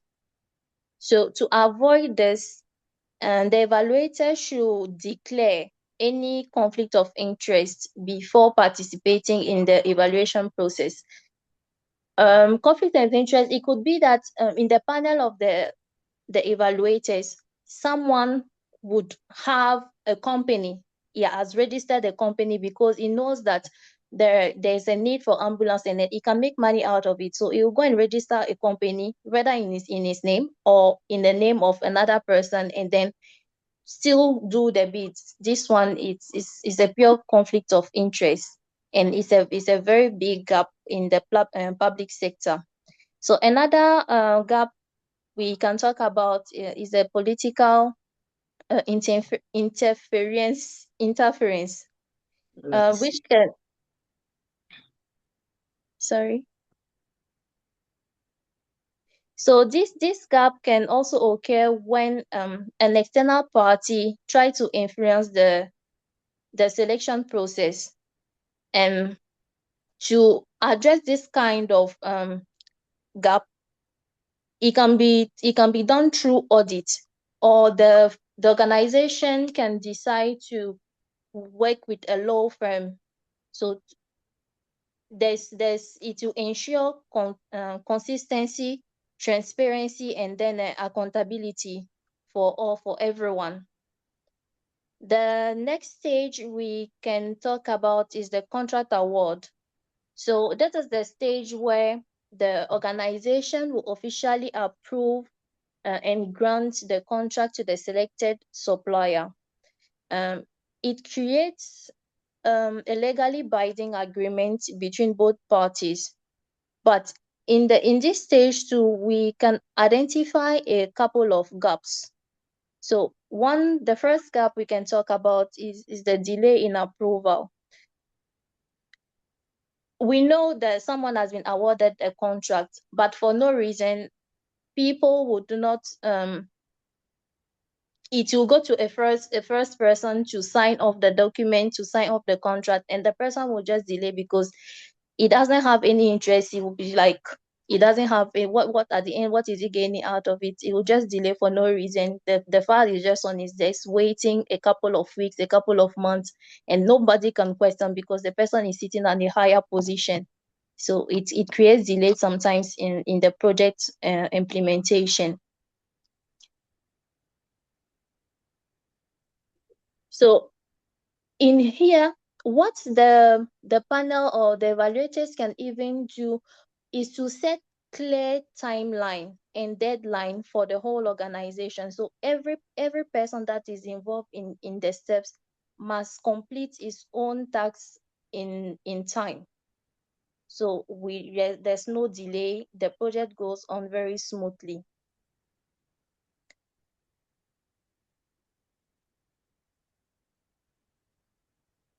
Another one we can talk about is a non-disclosure of award results, which can also create suspicion and reduce public trust. So once a supplier has been awarded a contract, the person will just be contacted, just that particular one, and then they'll just let him know that you have the contract to supply us with the ambulance. But then all other persons that have participated in the bids will not be informed. So it's just a restricted part of the group that knows that this supplier has been awarded the contract, and then the rest, they just don't have any information. Everyone, the life of everyone continues. So to address this, the contract award should be publicly disclosed to improve transparency.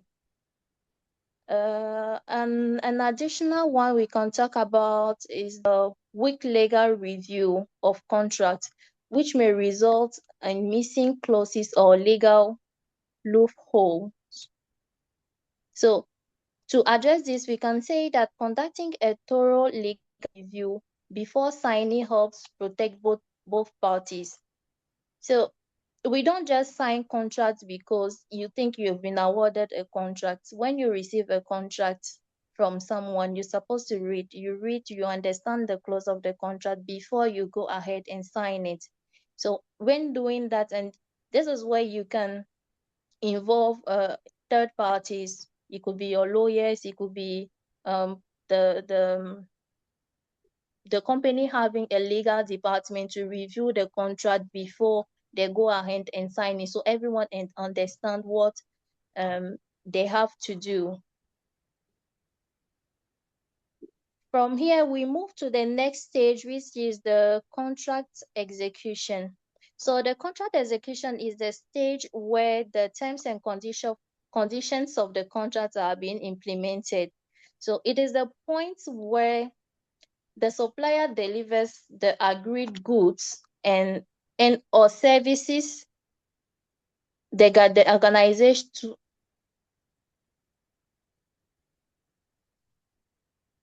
So sorry, let me take it. Let me take it again.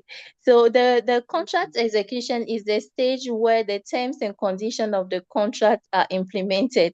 It is the point where the supplier delivers the agreed goods or services, and the organization ensures compliance with the contract requirements. At this stage also, we have a couple of gaps that we can talk about. So the first one will be delays in deliveries, which can affect the deliveries, the delivery, and then the project outcome.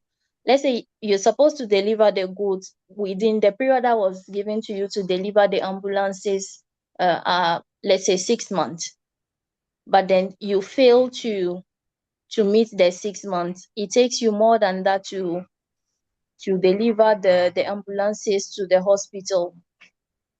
So in that, you need to establish contract management teams that will help to monitor the progress and address issues as when they occur. Yeah, as when they occur. So if in that stage, you are getting the ambulances, but for one reason or the other, and the recent one with the Middle East crisis, for example, there's a lot of delays, there's price changes, there are a lot of things that are changing in contrast for those that are into the procurement and purchasing sector. So when these kind of issues arise, you can sit down and then you talk about it. So should the organization need to give you more time to bring the ambulances, then that is being done and everyone is aware of the situation. Another gap we can talk about is the weak supervision, which is also a challenge because of poor monitoring. And this poor monitoring may allow problems to go unnoticed. So continuous supervision and performance tracking can improve accountability. And the last one we can talk about is the frequent contract variation that can increase costs and cause delays.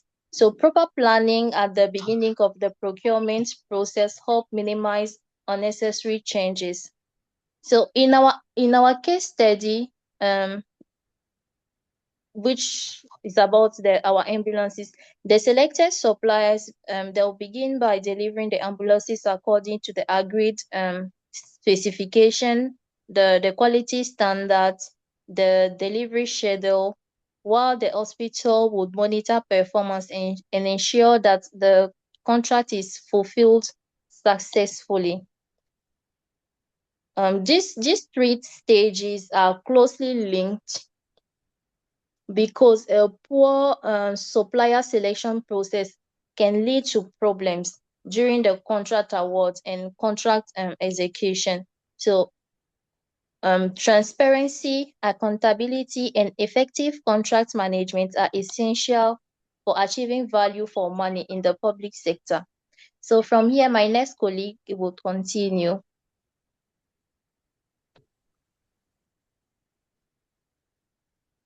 Good evening, class. I'm Seth, and I'm continuing from where my sister has stopped. And I'm talking on monitoring and evaluation, performance evaluation. In the procurement process, monitoring and evaluating performance of suppliers are very vital in the contract execution stage. It's at this stage that you go around, you monitor the supplier to see whether it is going according to the contract, whether it is performing according to the agreed terms in the contract. So monitoring and performance evaluation is the stage in the procurement cycle where the organization continuously assess whether the supplier is meeting the contract requirements, performance standards, quality expectation, and delivery times. So in our case study, at this stage, after execution of the contract, or as the contract is being executed, you form a team, then you go and check if what you've agreed upon is what is being delivered. It will help you to know whether they have challenges with the contract or not. It helps you to reduce risk, procurement risk, and it supports continuous improvement and gives you value for money. And we have identified some of the gaps. The gaps we identify at the monitoring stages are weak monitoring system. You say many institutions lack structured monitoring system. Let's say the recent happenings in Ghana, our road minister has been in the country all around monitoring the contract given to most contractors. And it has been complained that most contractors are not on site and are working. So if there should be a proper monitoring system, we don't have to wait for the ministers to drive and go and check whether the work is being done or not. So that's another gap we have in our public sector. We don't have a proper monitoring system. Another gap we identified is poor record keeping. It's incomplete documentation.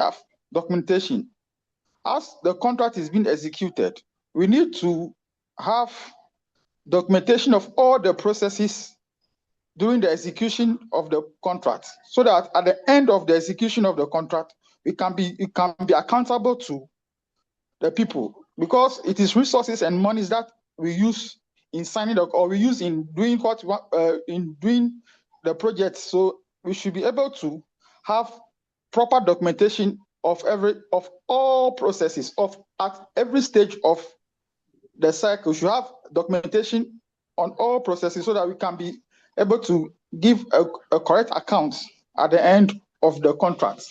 Another gap, identified gap, is failure to measure performance. If we are not able to evaluate our suppliers correctly, let's say when you are filling the supplier scorecard, because of favoritism or because of corruption, you are not able to evaluate the suppliers, or you did not evaluate the suppliers at all. It's also another gap that is affecting our procurement sector. And another one is corruption in inspection. Let's say if the road is being done and they say we should evaluate the road and award and raise certificates so that they pay you. Okay, so you guys have 1 minute, 1 minute more. You should evaluate or award, you should raise certificates so that you'll be paid for work done. If inspection is not done right, there will be defective work, and you'll be paying for defective work. Within a short time, you have to go and do the same thing again. Then let's move to the proposed solutions. We should develop a key performance indicators to use to measure the performance of our suppliers. We should use digital record management system. We should conduct regular audits and independent inspections. Introduce supplier performance scorecard. Strengthen internal audit and compliance function. Protect whistleblowers who report procurement irregularities. Then we come to contract closure. This is the final stage of the procurement circle, where all contractual obligations between the organization and supplier are completed, verified, and formally concluded. At this stage, we know we finish with the contracts. We've done the work, so we are now winding up, preparing your documents for handing over and paying your contractor so that the contract comes to an end. And at this stage, we have identified some gaps. Failure to conduct final evaluations. Organizations may not assess whether objectives have been achieved because we've reached the final stage, or because we've seen that the contract has been executed. You will not be willing to conduct final evaluation to see whether the objectives you set or what you've agreed upon is done to the latter. Incomplete documentation, where you have poor recording of events. So it will make it difficult for us to have references in future because we don't have the system to keep records of all that happens during the contract executions. Then we have delays in final payment. We should know at this stage, after the contract has been executed, there should not be delay in paying the contractors. We've heard incidents where contractors went to lock schools down because they were not paid their final monies. So that's another gap that we've identified. The solution is we conduct formal contract closeout review, prepare final performance and completion reports, digital archives all contract documents, resolve disputes through mediation and arbitration, document lessons learned for future procurement, and finally, you evaluate supplier performance for future selection decisions. Thank you.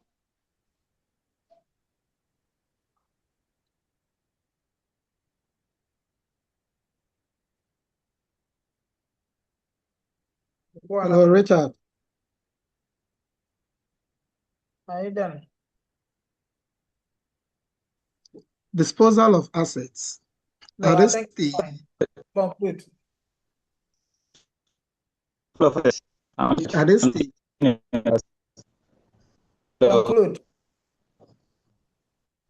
okay. Your time is Conclusion.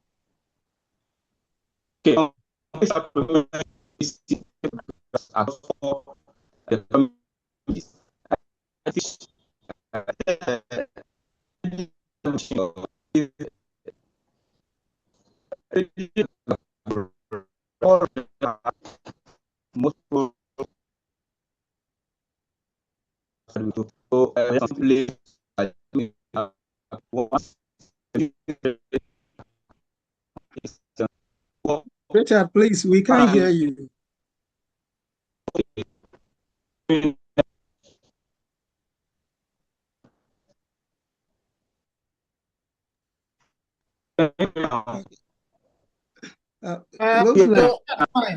looks like fine. our colleague can't, his network is very so, bad. so it's fine. So, cut the line. So in concluding, public sector procurement faces multiple gaps across all procurement stages. Implementing transparency, accountability, digital system, proper planning, and skilled contract management practices will improve efficiency and ensure value for money. Thank you. Yeah, good. I think that very fantastic expose, especially using a case to analyze the entirety of the cycle and then coming up with solutions. I think that indeed you've done a human job in doing that. There was one thing that was mentioned about performance measurement, and I wanted you to more or less throw a little bit more light on that, because indeed there are some metrics which are very useful in measuring the performance, especially when you have an M&E system and all that, so that by the time the contract closure comes in, you would have indeed assessed and noticed areas of improvement and then inform the contractor or whoever is executing the task. So That's where I want you to throw a little more light on that. That is if you have, if you can. Well, sir, let's say during the performance measurements, you have your key performance indicators. You set your key performance indicators and you measure the performance of the supplier based on the key performance indicators to see whether the supplier or the contractor has executed the contract to your perfection. So let's say you can have a numerical figure 1 to 5, 5 to 6 to 10 in that order. So you measure every performance indicator based on how you perceive the contractor has performed the contract, sir. Very well. Okay, so that's fine. Thank you so much, Group 1, for your very elaborate presentation, very long one. Yeah, we have to endure. Yeah, so I think it's a good time for us to have a break. Let's have a break now, and then come at 40 past 1, 2, okay. We come at 10 to 5, so, and come and continue with the others. Okay. Sir, Doc, question for them. Yes, that's your question. Yeah. Please, can you go back to your case study?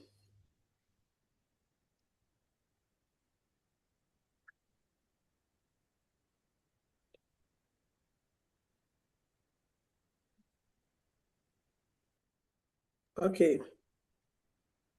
My question is, how does the breakdown of old vehicle affect emergency healthcare service? Please, can you hear me? Yes, please. So let me just explain this. So the breakdown, if your ambulances are normally to move patients mostly, but in this part of the world, when you have a critical condition, we use the ambulance, and you know that your ambulance is not in a good state. You can't even drive like 20 minutes without having a breakdown. This is very critical. So that means that we need to come up with new ambulances that can transport patients without having any breakdown on the way. Let's say like the person is they are moving the patient from hospital A to hospital B, and then there's no more the oxygen they are having in the car is not that much. And in that situation, you now have a breakdown of the car. Definitely the patient is going to die. So it is important to have that. That is why there's a need to have to source for new ambulances. I don't know if I answered to your question. I'll answer your question, sorry. Okay. Is my explanation okay for you? Yes, please. That is fine, okay? Yes, Yeah. please. Yeah, Tony, what's the matter? Yeah, Doc, please, I would like to support what my colleague Sarah just said. Having more ambulances may not solve the problem. Looking at the vast nature, patients that are trooping into the hospital daily. If we over rely on the ambulance, it's going to be a problem. So we have to do it in a way that critical condition or patients that need urgent care, they should rely on the ambulance. Then the minor ones who can, rely on these normal private vehicles to transport them. But if we are always buying new ambulances and we keep relying on them every day and now, they will easily break down on the way because they are also There's machines. Tony, I don't mean to cut you, but there's a case. They are using it to build so they can more or less explain the various gaps. It's not as if it is cast in stone, please. It is just that they are using this as a basis to explain their concept. All right, so let's go for a break, come back, and then come and continue. Thank you. Enjoy your break. Thank you, Doc.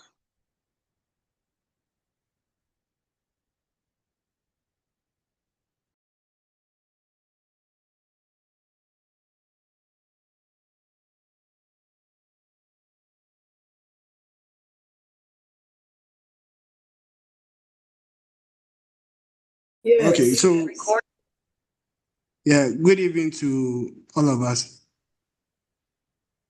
Okay, so this is group three, and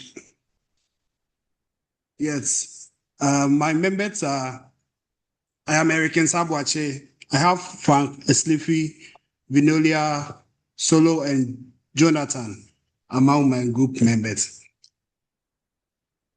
So we are presenting on the procurement cycle in the public sector. That is identifying gaps and proposing solutions. So introduction. So first of all, we want to talk about what public procurement is. So we find out that public procurement is the process by which government entities acquire goods, works, and services using public funds. And it is governed by legal frameworks and institutional rules designed to ensure accountability, value for money, and transparency.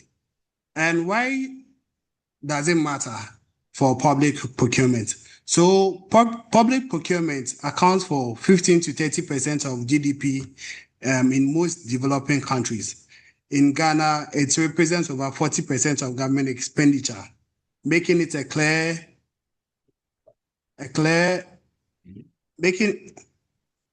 making it a critical lever for public service delivery and national development.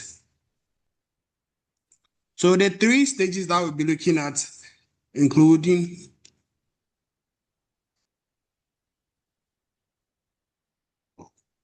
sorry.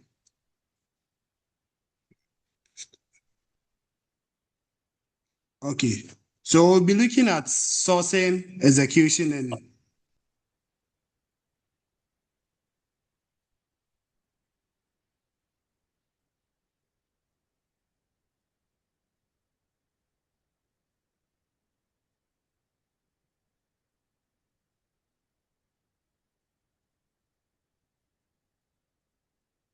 these a minute.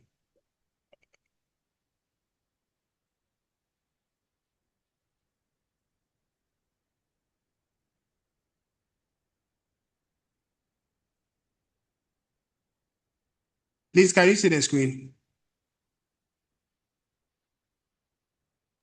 Yes, please, we can. Yes. Yes.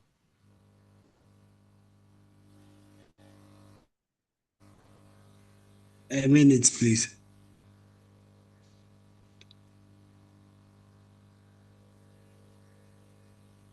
Eric, what is the problem? So a minute. I'm not seeing it from my end here. Okay. So, okay. So the procurement cycle that we'll be talking about, which includes three interdependent stages, where there's the sourcing, execution, and closure stage. So before even we start, as Doug has already made us aware that the budgeting stands alone. So there should be a budget, an agreed budget for every procurement that an entity wants to do. Then there comes the needs assessment, where the requester presents their needs, what they need to purchase, or what services they need for them to get set. Then comes the procurement planning, advertisement and bidding, then bid evaluation and the contract awards. Then we talk about the execution, which constitute the contract signing, mobilization or kickoff, delivery monitoring, quality inspection, variation management, and progress report. Then the closure, which is the final inspection, invoice certification, payment, processing, contract closeout, then lesson learned and audit and archiving. So some of the gaps that we can find out from the sourcing aspect, that is poor need assessments. So as already indicated, the project initiated without comprehensive needs analysis, leading to misaligned specifications and creep. So the need may come, but if proper assessments are not done, which may lead to what? We're not getting to purchase the right items or the right equipment that the requester needs. Then we can also look at lack of proper planning.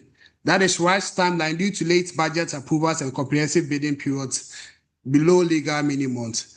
Then weak transparency in bidding, that is restricted advertising, non-publication of tender notice, and sole sourcing awards without justification. So some are just done within indoors. So all these are gaps in the sourcing process. Then big rigging and collusion. So those involved or the tendering committee can sometimes rig the bidding. The best candidate may not get the bidding due to personal interest or other benefits of the tendering.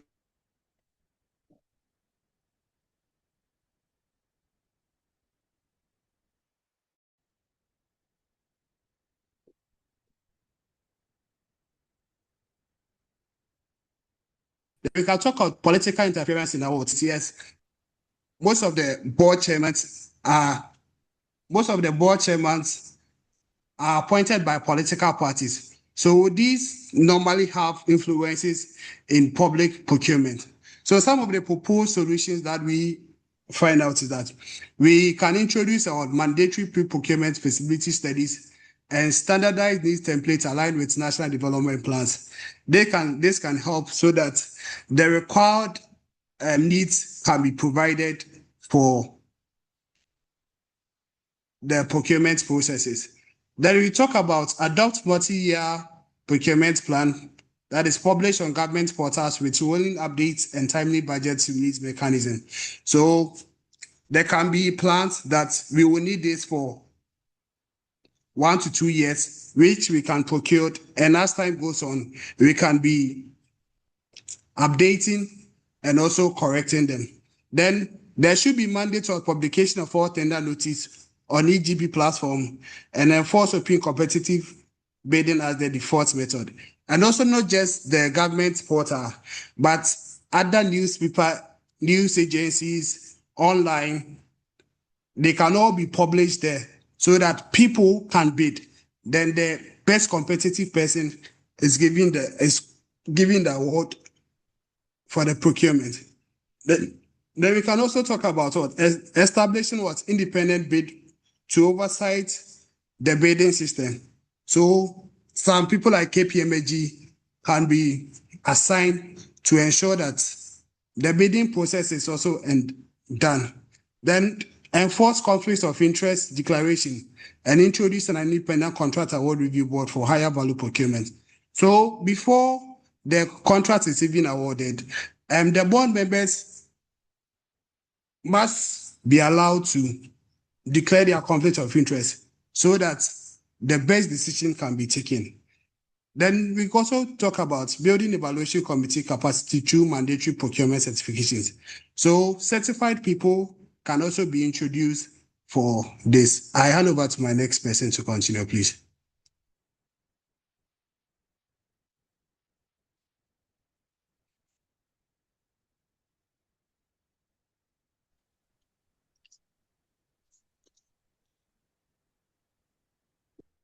You know,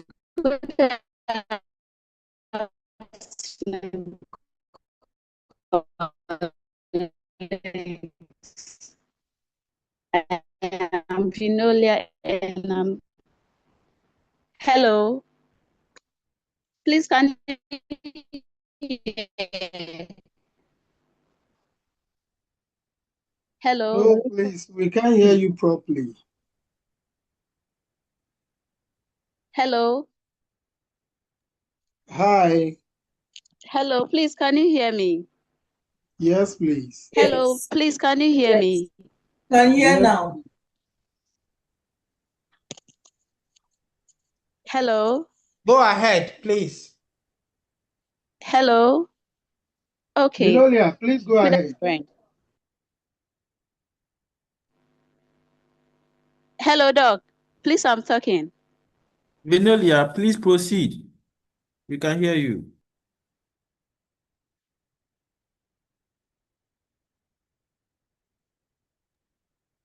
Eric, the screen is awful. We can't see the screen.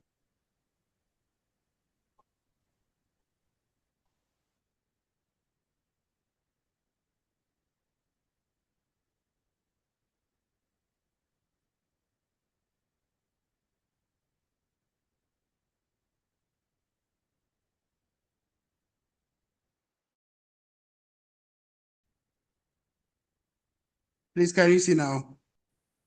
Yes, please, we can.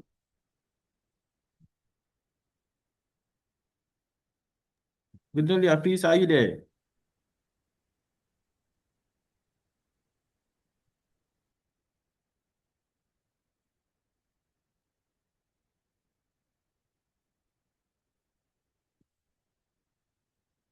Hello, Tony, please, can you hear? Yes. Kindly proceed. Kindly proceed.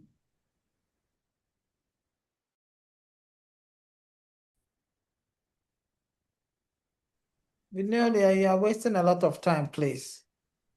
Start so we can move on.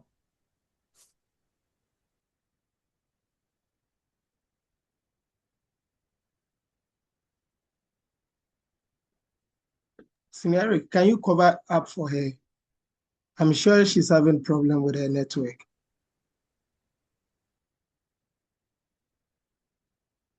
Okay, so the second stage that we looked about, which is the execution stage. So some of the things that we identified is poor contract management, that is absence of dedicated contract managers, then responsibilities shared informally with no accountability structure. Then we also saw about variation and scope creep, that is unauthorized contract variations and scope changes, increasing project costs and timelines without proper approval. Then we also saw that weak supplier performance monitoring, that is deliverable acceptance without formal inspection or no KPI framework for assessment. Then delay in contractor mobilization due to the bureaucratic delays in issuing advance payments and access letters holding up project start. Then gold supplies and inflated invoices. So these are some of the gaps that we saw in the execution processes. Then we look at solutions for proposed solutions. So we saw that we can get dedicated trained contract officers for all contracts. And their duty will be to ensure that they clearly state out each and every responsibility before contracts are being executed or contracts are being signed. With this, each party would understand the clear rules that he or she is supposed to play. Then if he or she is found wanting, the necessary punishments can be given to them. Then also we also saw that variations above 10% in contract may also go through formal approval, may go through processes for approval, so that it wouldn't just be that someone has just, but rather there has been a formal document which the variation has been accepted. Can also talk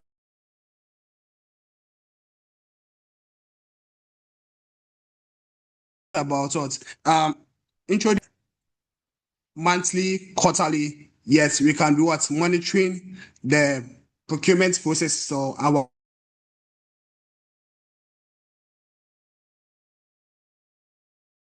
they are not on track. Then the necessary actions being taken at that step. Then streamlining advance payments, ensuring that advance payments are made at the start when they are necessary, so that there will not be any delays in mobilizing to start with procurement or any service work that procurement is involved. Then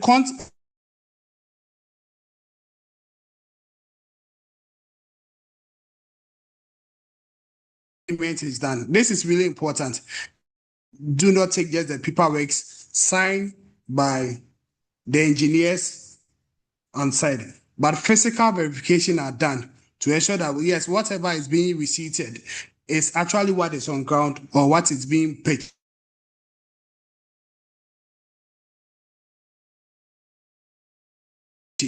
So that the final invoices can be made.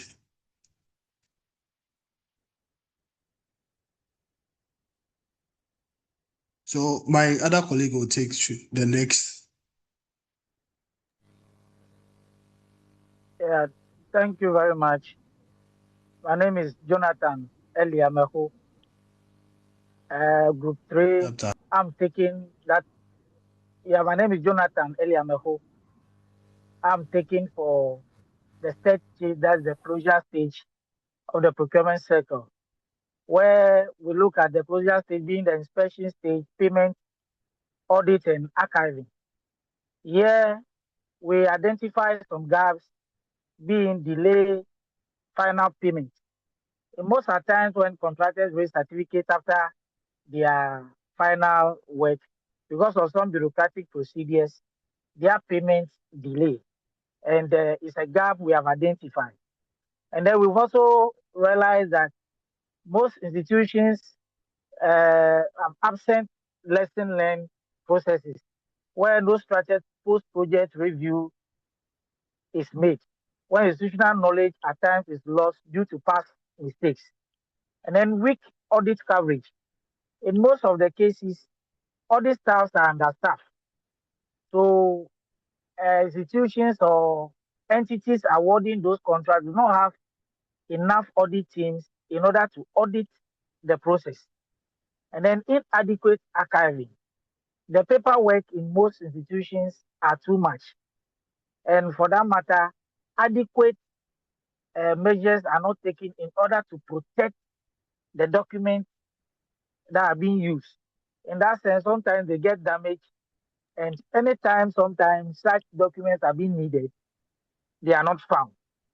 And then sometimes, too, one of the gaps we also discovered no supplier feedback mechanism. Contractors receive no performance rating, and sometimes basis for informed future engagement decisions. Most of the times, when you give feedback to the contractors about their performance, it gives them more insight into future prospects. But we realize that in most cases, feedbacks are not given to the contractors, and it's a gap we have identified. And then unresolved contract disputes. In most cases, some disputes that may arise as a result of the performance of the contract are not addressed well. And in so doing, it gives a lot of problems to the foreseeable future in terms of contracting. And then we've also proposed some solutions that will set mandatory payment timelines, where at least, example, 30 days from invoice certification, the contractor should be paid in order to avoid such delays. And then institutionalized structured after action review, where public procurement outcome report on official government portal annually. Most of the times, these reports are not published. So most people do not get the performance skills they did during the contract performance period. So most of the times it is advised that such reports are public in the public domain on portals so that the contractors in that range and new contractors must go to the portal, assess themselves and look at the report and where they perform or not perform. And then we must also strengthen the internal audit systems in organizations where they are understaffed. More recruitment must be done. When there's a need for funds to be pumped into the activities, funds are allocated in order to ensure that the audit team does their work well.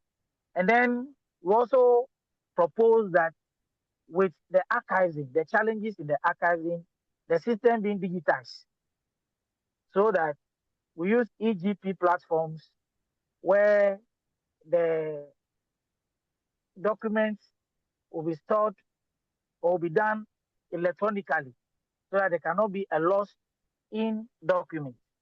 And then we also introduce contractor performance rating system like the National Procurement Registry to inform future eligibility. And then establish statutory procurement dispute resolution panels where after the contract, where there's a need to settle dispute within the contract period, that committee or the panel will sit and then resolve those challenges. Thank you very much. I hand over to my colleague, Mr. Sulu, to conclude for us.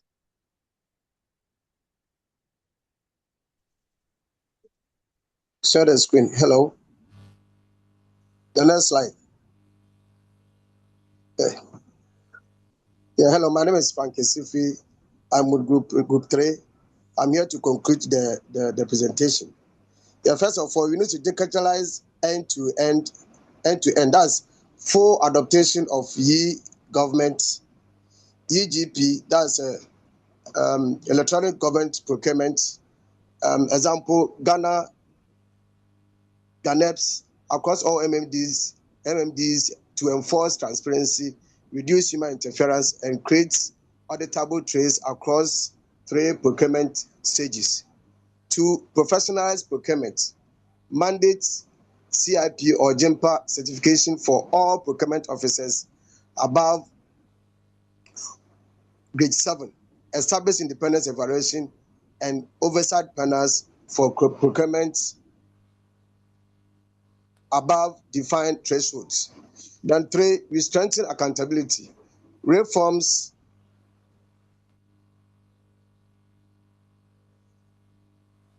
Hello. 3, strengthen accountability. Reform internal audit units with risk-based mandates, statutory independence, and adequate funding. Establish a contractor performance rating system linked to National Development Register. And then 4, enforce timeline and sanctions. Legislative payment processes deadlines, variation approval limits, and dispute resolution windows with clear financial penalties for non-compliance at institutional level. We come to the end of our presentation. Thank you, sir. All right, thank you, Group 3, for your presentation. And I think this is also quite elaborate.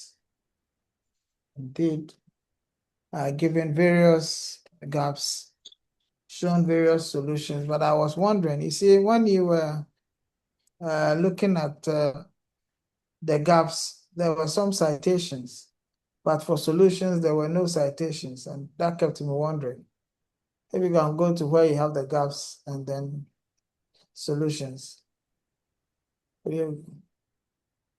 Yeah, so you see you have various citations. So if there's weak audit coverage, it's from the World Bank, we can indeed assess it from there. If it's about failure on the part of suppliers to give feedbacks, you also have something. But if you look on the proposed solutions, none. So all these proposed solutions came from who?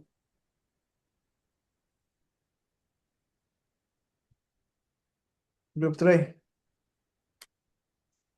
Are you here? Yes. Where did these come from?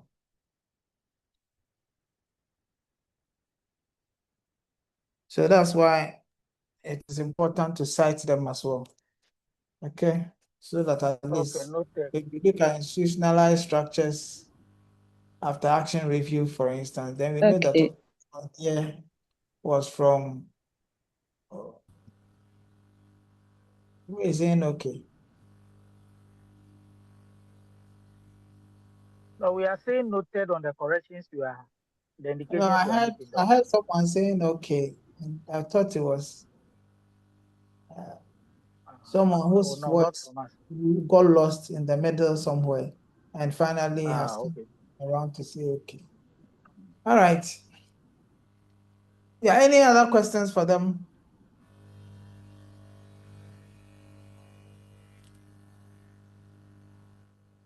So what's the EGP platform?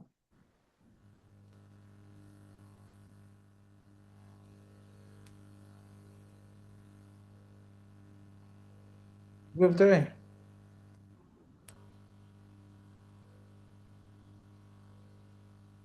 Hello. The EGP platforms are the electronic platforms we have, as in GANES and other electronic platforms used in the procurement process. What does it do? It's a system introduced by the government for procurement process in order to take away human interference. So what does it do?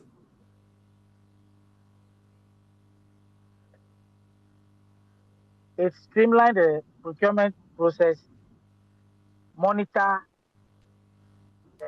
take away manual documentations, and improve efficiency. Okay, that's fine. Yes, Jude. Thank you, sir. Please, during the conclusion, he made mention of officers above Gen 7. I wanted to understand that.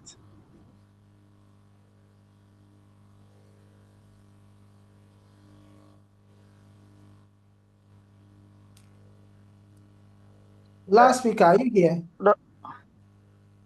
Doc. Yes.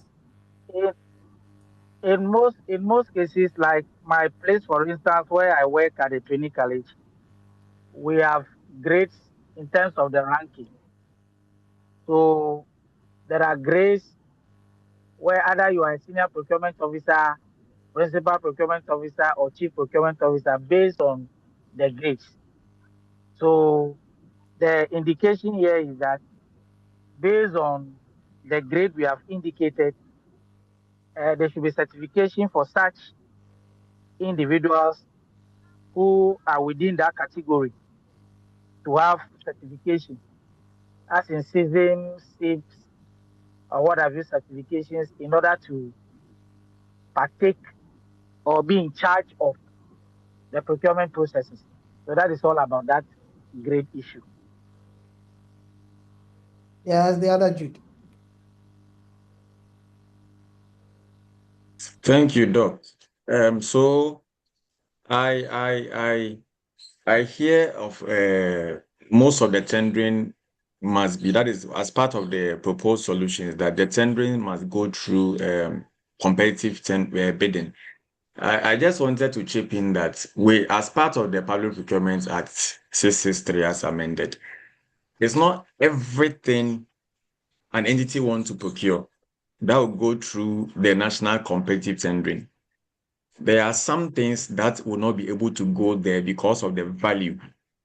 So we should bear that in mind. Mostly, I hear contracted and suppliers saying this is where they used to chop some money. But when the value is so small, when you do national competitive tendering, it takes a lot of time. And then the law even doesn't give you that chance to do that unless we say we want to amend the law. Then secondly, I also heard that one of the solutions was that jobs should be published in other portals. So there's one thing that most contractors and suppliers are not aware. The Public Procurement Authority website has every public job published there. So if you're a company and you every morning you check the Public Procurement Authority website, as we are speaking, you can check now. There are more than 100 of tenders. When we put it there, suppliers don't go and bid. So maybe perhaps there should rather be an education to notify companies or suppliers that this is where all public jobs are published. So I think that missing link is perhaps missing between suppliers, contractors, and the buying agencies. All right, thank you.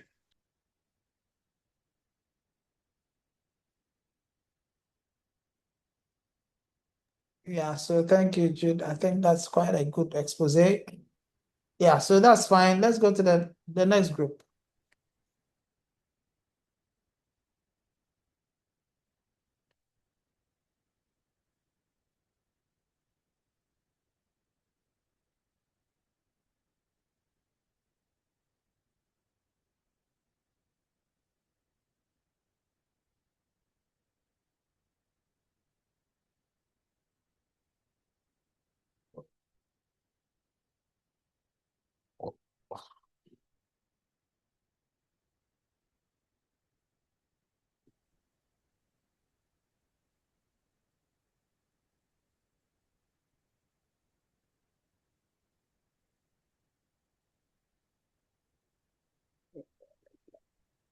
Yeah, Group 4.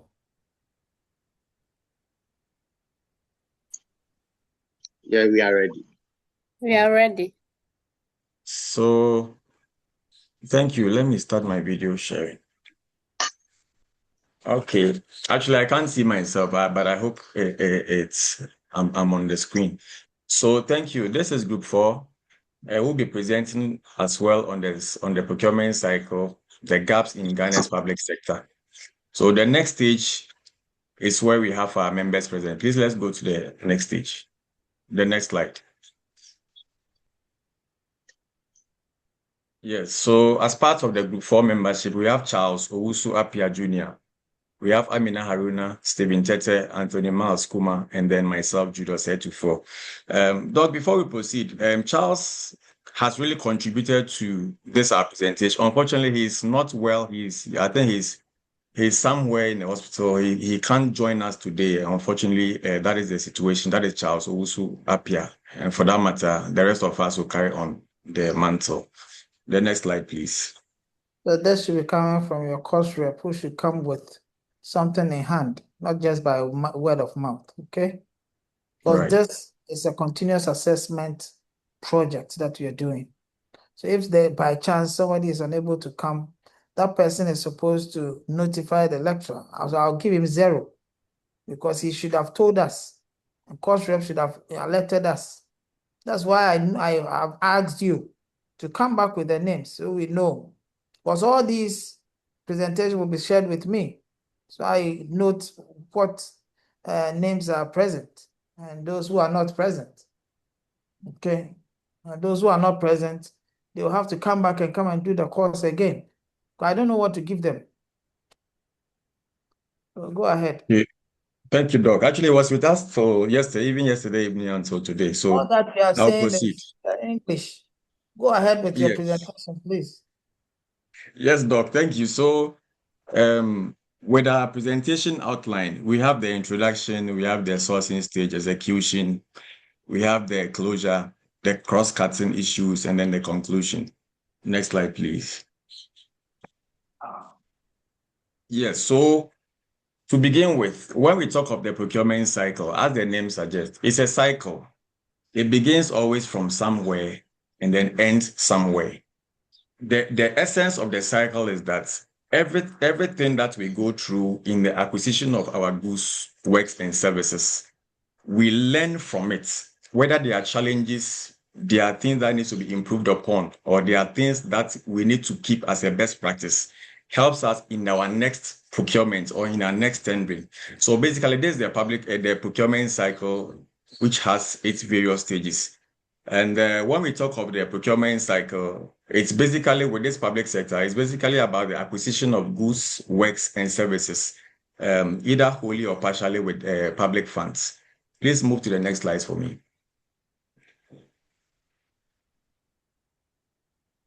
Right. Yes, I think I have paraphrased this place already. So let's go to the next slide. Okay. Now let's begin with the sourcing stage, the key activities. Next. Okay. So as Doc has already indicated, before we get to the sourcing stage, there are other activities that goes on before we get to the sourcing stage. Now we talk of the needs identification. The need identification is very key and very important in determining what goods, works, or services are required, in what quantity, at what time, and for what purpose. So, for instance, before an entity or an organization procures, before I proceed, our presentation took a research information from the Cocoa Board, from the health sector, and then the MMDAs. So I'll be chipping them in as and when I move on. So for instance, if an organization wants to start its procurement process, it starts with the department. So let's say in Cocoa Board, we have the HR department, we have the human resource, we have the human resource, we have the finance, we have the procurement itself, we have the marketing, operations, among other departments. So at the need identification level, every department brings their needs on board. That is what will drive the department to progress. in their work. So when these needs are identified by the department, they are collated and brought together to the procurement office. This is what the procurement department uses to prepare the procurement plan. And when the procurement plan is prepared, this is what also helps us in preparing the budget for the institution. Now, when the plan is prepared, it's not everything in the plan that can be procured, let's say, in the first quarter of the year. So the plan is broken down into, let's say, 4 quarters. So at every quarter, we know what we are going to procure based on the needs that have been identified. Now, once we have our needs, we are able to generate our budgets, because if there's no money for the need that has been identified, that is where priority comes in. We need to set our priorities right and go by what we can afford within the budgetary period. Yes, so for that matter, when we pick cocoa board, for instance, there's some of their things covers fertilizers, pesticides, jute sacks, cocoa roads projects, and among other things. So this actually, the essence of this is that it prevents over procurement, stock waste, and then unfunded financial commitment. Sometimes we enter into some sort of agreement or some sort of procurement where there are no funds available. Once we have our plan and our budgets available already, now I'll go to the third column of the page, which is the tendering process.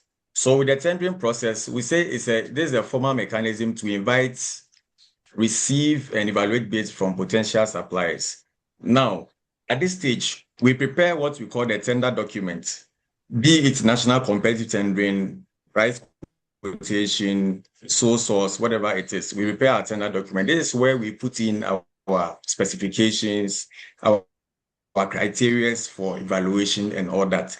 So based on the tendering process that we go through, it includes pre-bid meetings before we procure with the competitive tendering.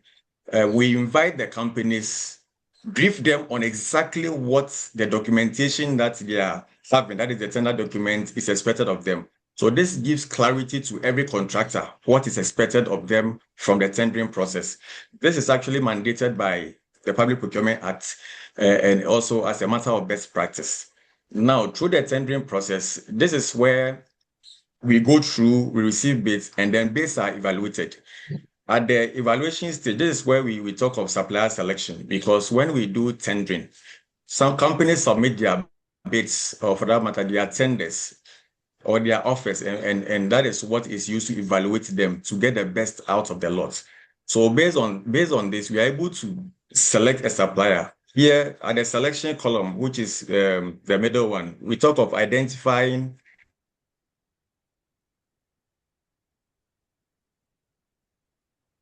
evaluating, and choosing the most suitable. Also pre-qualification assessment of technical capacity, financial standings, and compliance. So at Cocoa Board, for instance, this covers the LBCs, which is the license buying companies, civil contractors, and agro inputs suppliers. Yes, let's go to the next stage, please.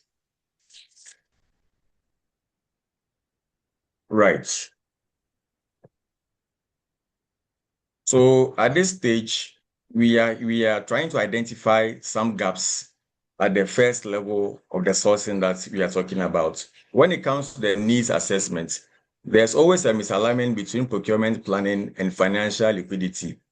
So if we remember this jute sacks issue with the cocoa board, they order jute sacks in millions of cedis and dollars, and then the goods come, there's no budgetary allocation for it, and it is stuck at the port.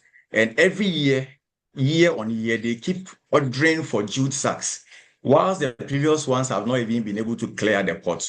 So when there is a misalignment between the procurement planning and financial liquidity, then there's always going to be an issue. So there's a gap that we identify that before you procure, you should know that you have the funds available for it, because you can't just procure and don't have the money to clear the goods at the ports or whichever arrangement that has to be done. So that is one of the gaps. We also talk of supplier selection gaps, which is a poorly defined specification, create vendor lock-in. That is only pre-selected entities qualify. Transparency allegations regarding the license buying companies and contractors undermine public confidence in selection objectivity. Now, so we are talking about basically there's no transparency in the selection and also conflict of interest, which also plays a major role so far as the public sector procurement is concerned. The third stage, we're talking about the tendering process, which is the gaps.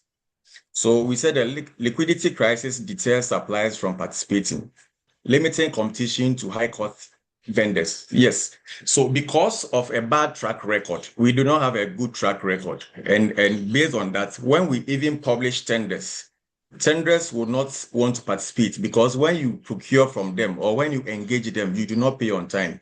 This doesn't attract companies. It rather pushes them back. And when this happens, now whatever bids response you are going to get is going to be expensive. Something you're supposed to get for, let's say, 100,000, you are going to be buying it for 150 or 200,000.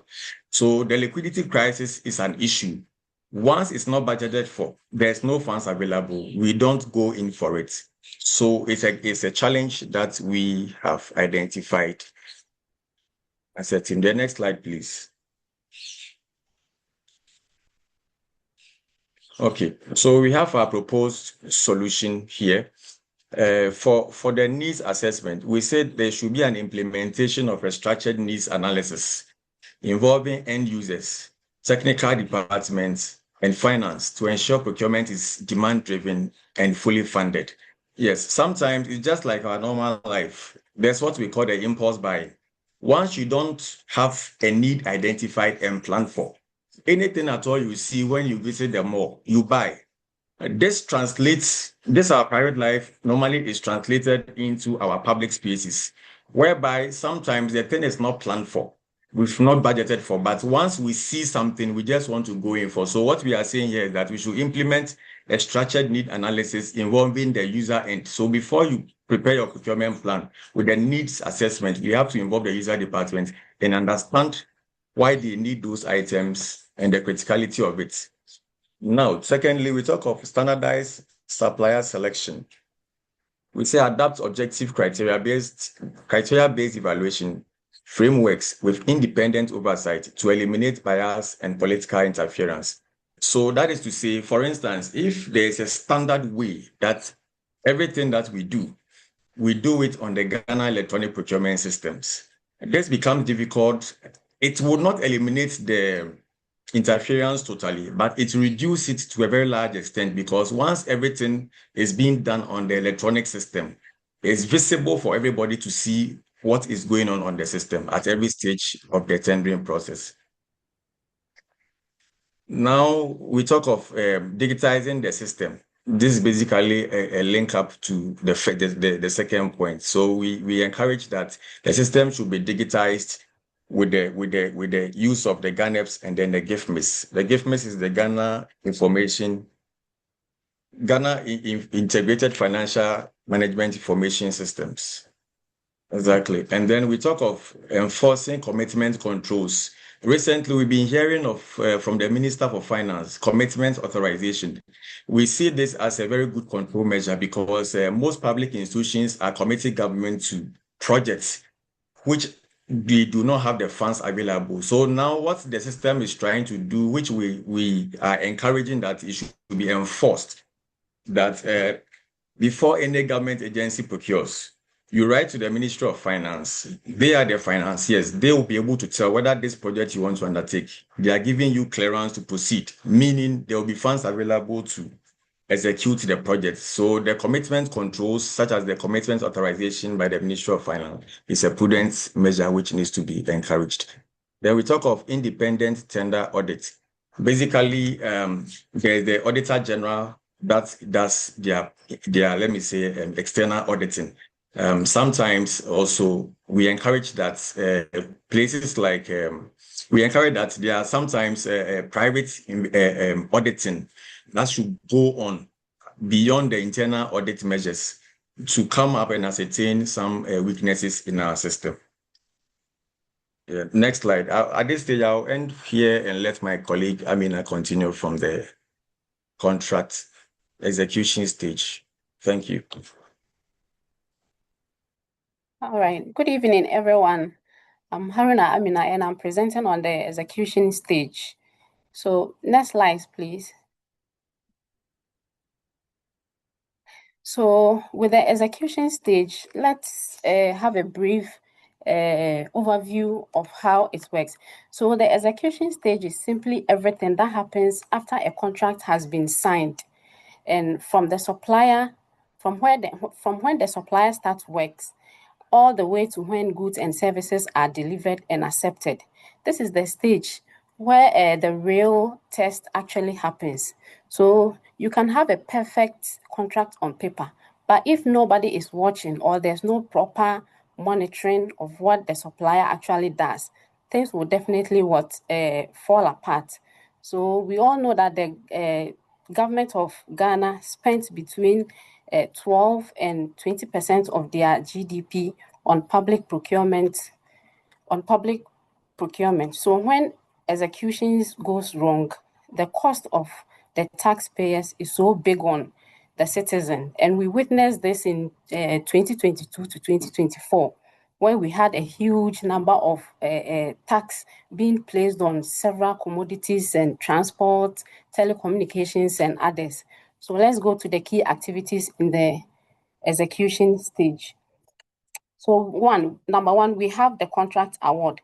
So after a supplier, is chosen, there's a waiting period which is called standstill period before the contract is officially signed.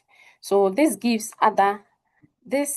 standstill period, it gives other bidders a chance to raise concerns if they feel the process was unfair. So once the contract is signed, that is where the real work actually begins. So the procurement officer briefs the supplier about the whole process. They agree on timelines, set up communication channels, and put up monitoring systems in place.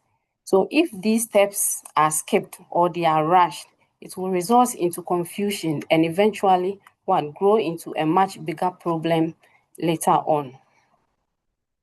We also have the ordering process. So some contracts like sorry.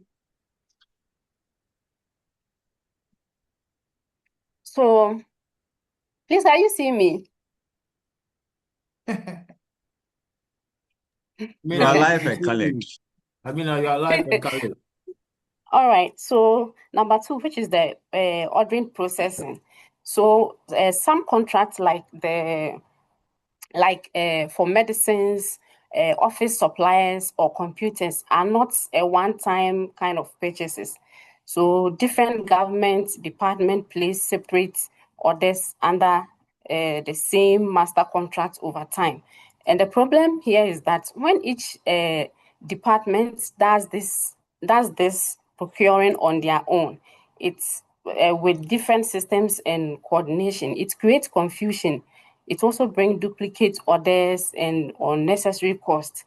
So a good order processing means having a clear, organized systems. That's what everybody or every department will follow. We also have the delivery and inspection, which is number three. We have delivery and inspection. Delivery and inspection is not just receiving truck full of goods and signing them off. So it means actively tracking whether the supplier is on schedule. It also means checking progress of different points, checking progress at different points, and formally inspecting what is delivered before any payment is made. So you ensure that you don't give the supplier any money paid for. So this inspection is done carelessly most of the times by people who don't have the expertise or the requisite expertise to spot these problems when they deliver these things. So which means that poor quality goods get accepted and public money is being wasted. We all see this in the public procurement, what we always see on TV. See a grown-up people, they mess up the whole entire system, wasting money here and there. And then to the gaps that we identified under this is we actually was looking into what was actually going wrong. So number one gap that we identify is contract management deficit. So even though managing a contract well is what ensures government gets value for money, it is one of the most neglected areas as well. And we found out that the UK's National Audit Office found that their government departments were losing hundreds of millions of pounds simply because nobody was actually tracking these suppliers properly or enforcing the terms of their contracts. So this problem it doesn't only exist there. We have that same problem existing in Ghana, Uganda, and then Nigeria and other African countries as well, where contract management is informal, unfunded, and left to staff who haven't been well trained for it. So number two gap is gaps in what? Supplier performance monitoring. There are several reasons monitoring fails. So many contracts have no clear targets or performance indicators, and there's nothing to measure suppliers against. You find out that like once the supplier just supply the things, that's just all. We don't check into whatever they supply, whether it is good, whether it is bad, whatever. So there's nothing to measure the suppliers against. And data about supplier performance is scattered across other offices and they are never shared. So you realize that relevant information's data are not shared among those involved. And managers only react to problems only when problems escalate, instead of them catching them early to resolve them before it blows up. And in some cases too, monitoring fails on purpose because officials and suppliers have corrupt arrangement to look on the other way. We know what happens. If you don't bring money, I won't give you this and all that. We do experience it, especially in the public sector. And then the third one is delays, non-compliance, and poor communication. So here, when deliveries are late, it is never just an inconvenience. In the health sector procurement, for example, delays in getting medicines to hospitals have contributed to preventable deaths in developing countries. So over time, when late deliveries and broken contract terms are repeatedly ignored, both suppliers and officials start to treat contract rules as if as suggestions and some obligations. Transparency. So here, the Transparency International calls this a compliance equilibrium. And once a contract or an execution get to this place, it is very hard to turn back. And turning back you will need to involve a lot of things, going back, trying to rectify things, which is delaying. Imagine you are supposed to supply something to a health facility, and then you are delaying, going back and forth and all that. We know we are going to lose more lives.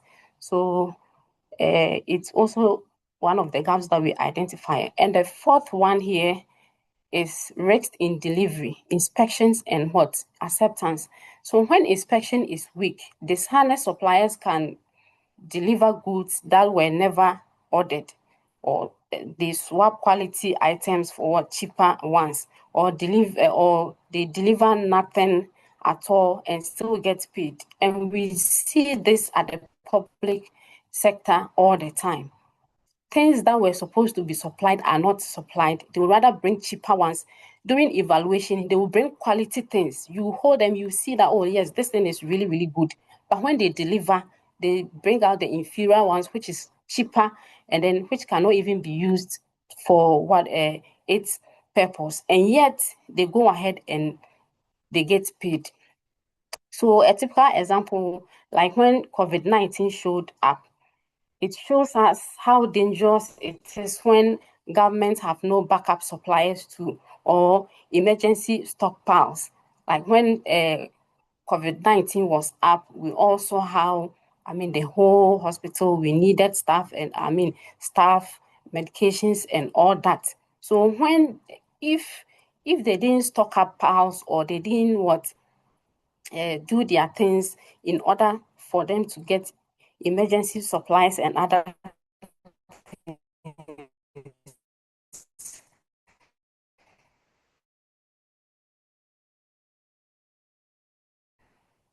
there were so many things which escalated into an issue between the citizens and then I think the minister by then. So these are all some of the things that we're supposed to look to. And there are also other risks that is often missed. For instance, by the time a bad road or a faulty equipment fails, the contract is long closed and the officials responsible have already moved on. Let's take the Nsawam Pokuasi Road, for instance. These major contracts that were assigned to people, we all know what happened. It was abandoned.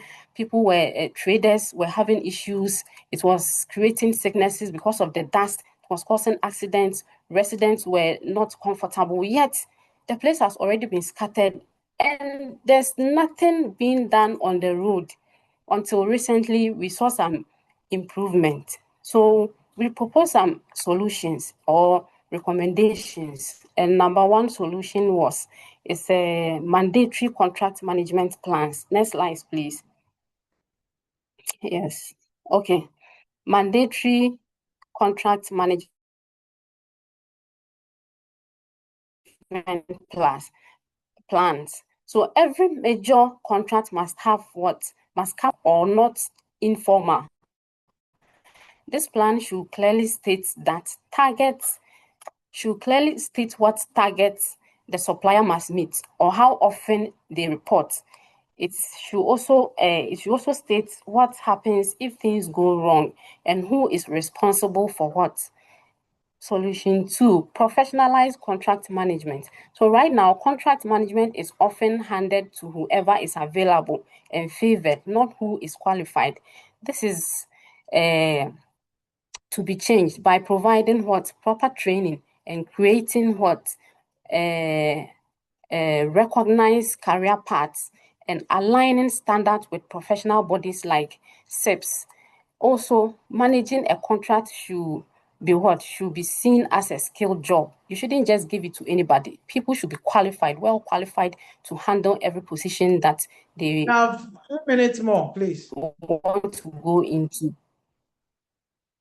So the third one is digitalized procurement monitoring. Instead of paper files, scattered spreadsheets, and phone calls, we need a single digital system where all orders, deliveries, and then inspections and payments are recorded in one place.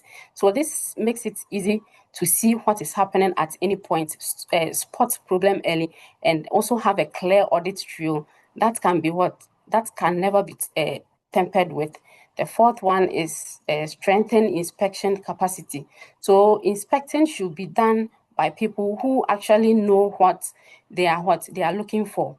For routine procurement, government should invest in training its own inspection staff. For a high value or technical contract like medical equipment or construction, an independent third party should be brought in to inspect on behalf of the government, and this will remove any room for cutting corners or turning a blind eye.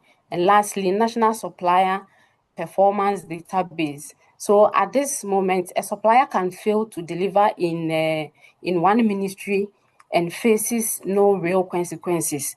And then that same contractor can also win another contract another year. A national database, we recommend here that a national database will help change that. So this will track how every supplier has performed across all government contracts. With this, their poor performance follows them wherever they go, wherever they go to bid.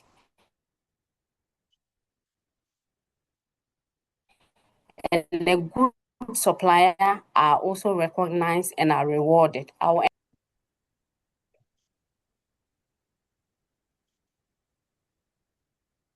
All right, good evening. My name is David, and I'll be taking us through the closure stage, which involves the payments, contract management, and supplier performance evaluation. For the sake of time, I want to run quickly through these stages. And so for the payment stage, we are saying this is a stage where procuring entities settles its financial obligations to suppliers, contractors, and service providers once goods, works, or services have been completed, duly inspected, accepted, and verified. Some of the key activities involved at this stage is the submission of invoices and other supporting documents to verify that yes, work or services have really been done or goods has actually been supplied. And then another activity is the verification and certification of user departments, and then the authorization and payment of these contracts. And mostly in the public sector, we use the GIPMIS processes. Also, there is record keeping at this stage. To add on, we want to say that all this at this stage, payment must comply with the Public Procurement Act, that is Act 663 as amended. Also, the Public Financial Management Act, Act 921, and then any financial administration regulations that the institution uses. At the contract management stage, this is the stage where contracts is formally closed after all obligations have been fulfilled by the supplier, contractor, or the service provider. The purpose for this stage is mostly to reduce future disputes and generate lessons learned for future procurement cycles. At the performance evaluation stage, this is where systematic assessments of suppliers and contractors are done. And so at this place, their performances are they are assessed against key performance indicators as agreed on the contract stage. So at this stage, some of the areas we assessed as the delivery performance, quality of goods, the quality of goods and services that has been done. So I want to quickly move on to the gaps. So with the gaps, at the payment stage, we realize that there are delays in payments to contractors and suppliers, which mostly accrue to interest charges. There are weak financial planning before contracts are awarded. For the contract completion stage, there are abandoned projects. For the performance evaluation, there are lack of proper contractor performance appraisal after project completions. So this is we take a look at the Auditor General's report with some of the procurement breaches that have been caused by most MMDAs and MDAs. For the sake of time, I want to jump the procurement breaches and then look at the proposed solutions that we've outlined for this stage. So we are looking at a timely payment, the full GIFMIS implementation for all MMDAs and MDAs, and then formalize contract completions, and then also institutionalize supplier evaluation whenever it is needed. I'll leave the last stage to my colleague Tony to conclude for us.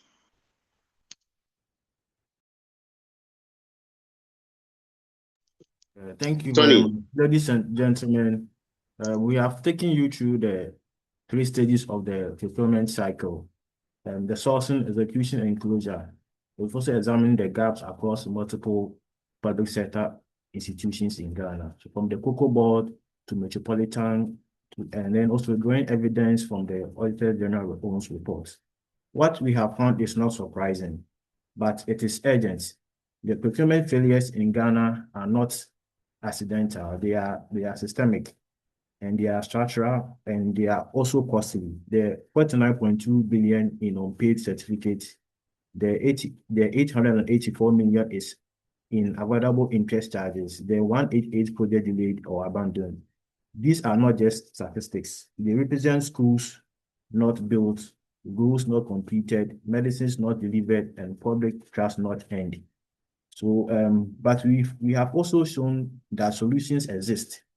They are known, they are practical, and they are achievable. So what Ghana needs is not more reports. It needs implementation. It needs political will, professional procurement officers, digital systems that work, and institutions that are held accountable. So on behalf of my group, Charles, Amina, Stephen, Jude, and myself, we hope this presentation has contributed meaningfully to our collective understanding of procurement governance in Ghana. Sake of time, we welcome your questions, your feedback, and your challenge. Thank you very much.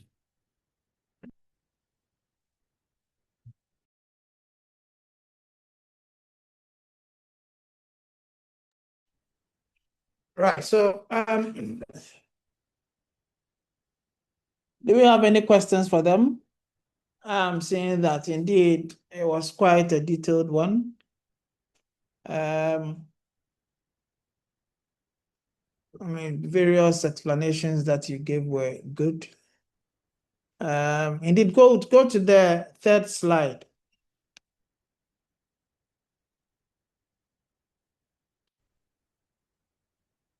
No, no, I think it's the sixth slide, rather. Sixth.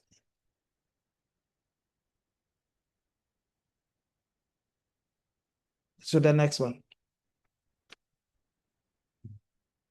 Yeah, so yeah, so for this group, I realized that indeed you've delineated the need and then supplier selection, going through a tendering process, and then contract signage and all that. I think that is indeed what I've been advocating for. Because if you look at what you have described here with regards to the need, you know, more or less nothing here speaks to supplier selection or how to source or what to source. What to source is indeed what you would will be describing, or, you know, looking at the specs as far as what you want is concerned. But when it comes to sourcing, that's indeed an entirely different ball game altogether. All right. Yes. So, any questions for them?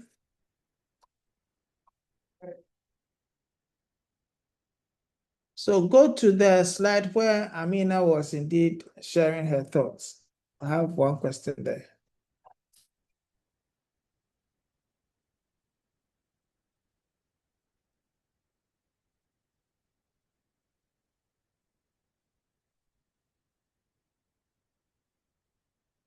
Doc, please, it is shown on the screen.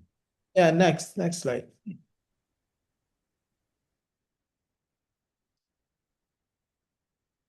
Yes. Yes, so again, this particular gap which you considered here, you indicated that you have contract management deficit. I think the explanation didn't really come out as clearly as I expected. What did you mean by that?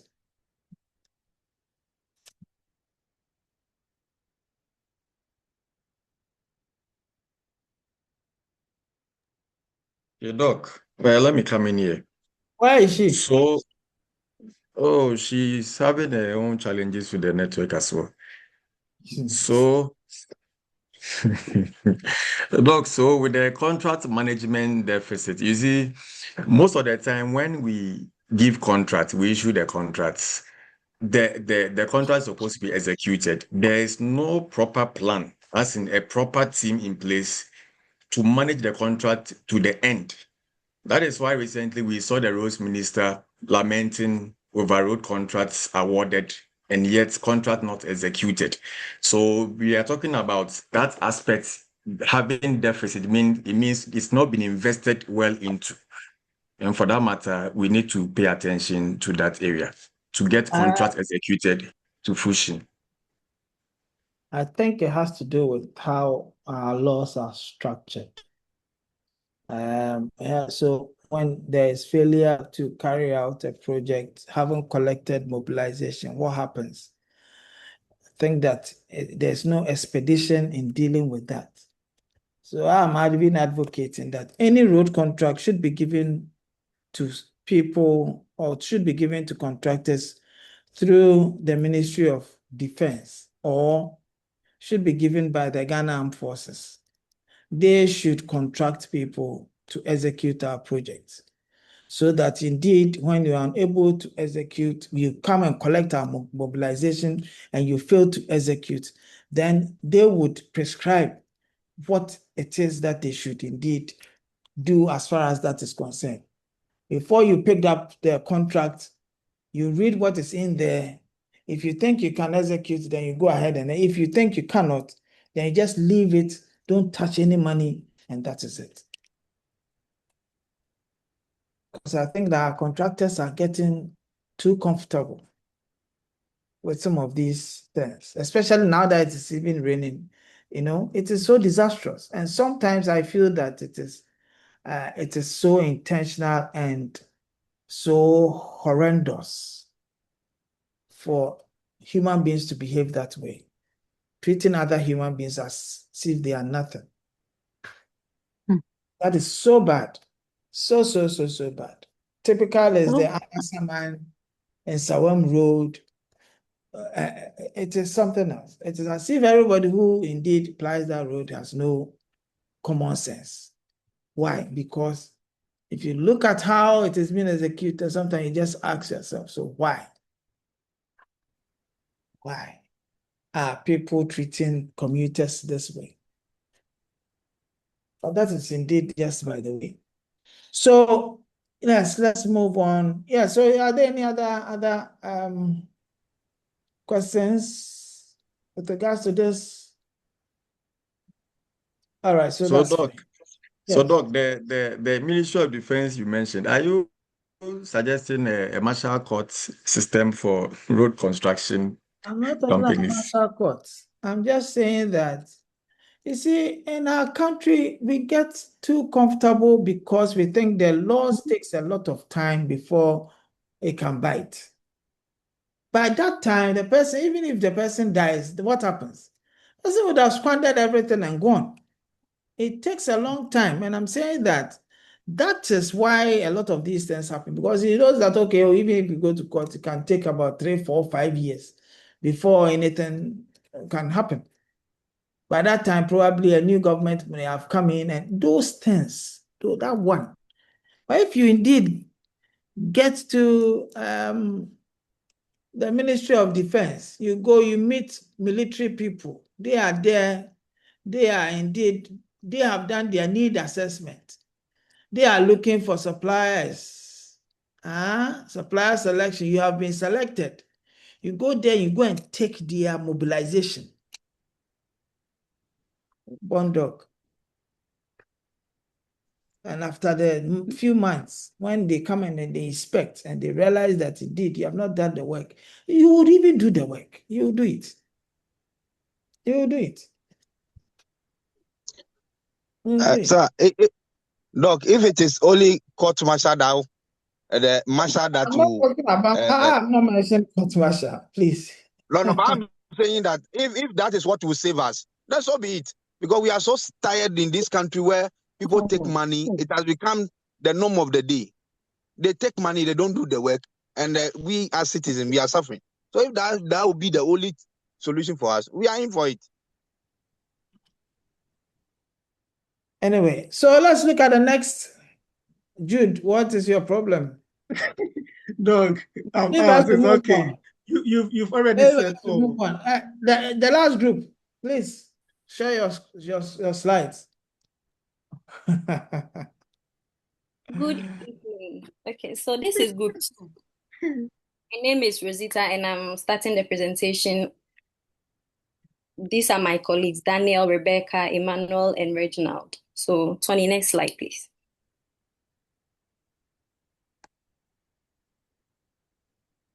Okay, so when we talk about public procurement, it's a very essential function within the public sector of every country. As it enables, Doc, please.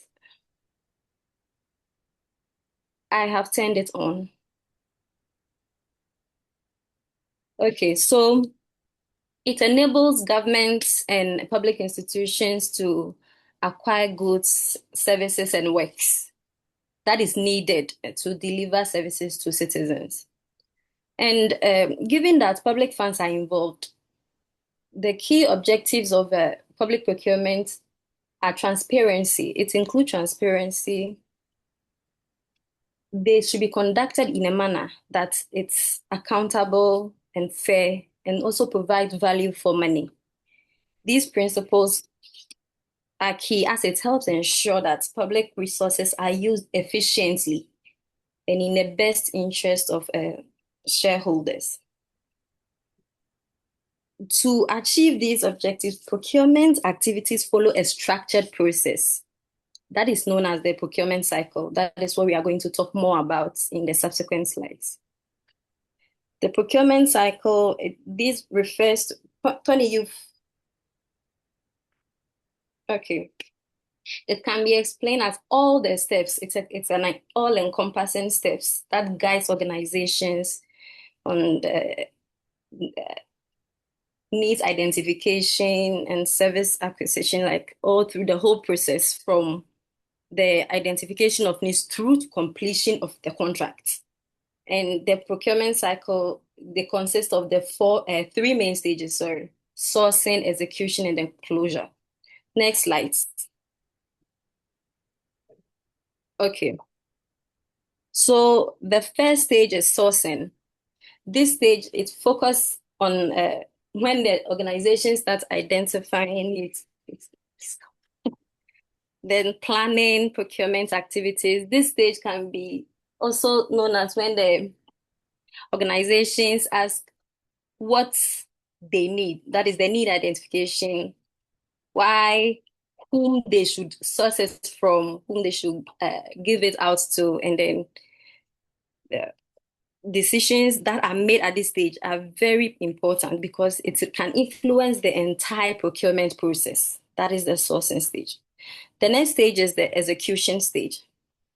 And this is the implementation of the contract phase, where contract is managed, supplier performance is monitored. The objectives here at this stage is to ensure that goods, services, or works are delivered according to agreed specifications, timelines, and quality standards. Then the final stage is closure. And at this stage, the procuring entity confirms that contractual obligations have been fulfilled, all the specifications have been met, is evaluated, the overall outcome of the procurement process, and document lessons are shared, which is very important as it can improve future procurement activities. So my colleague Daniel will take the next slides and explain further.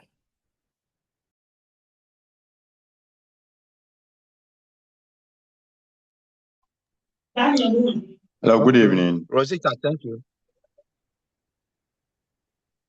Good evening to all. My name is Reginald. I'll be I'm here. slotting in Reginald. for Daniel. Okay, Reginald. okay. All right. All right, all right. I'm Okay.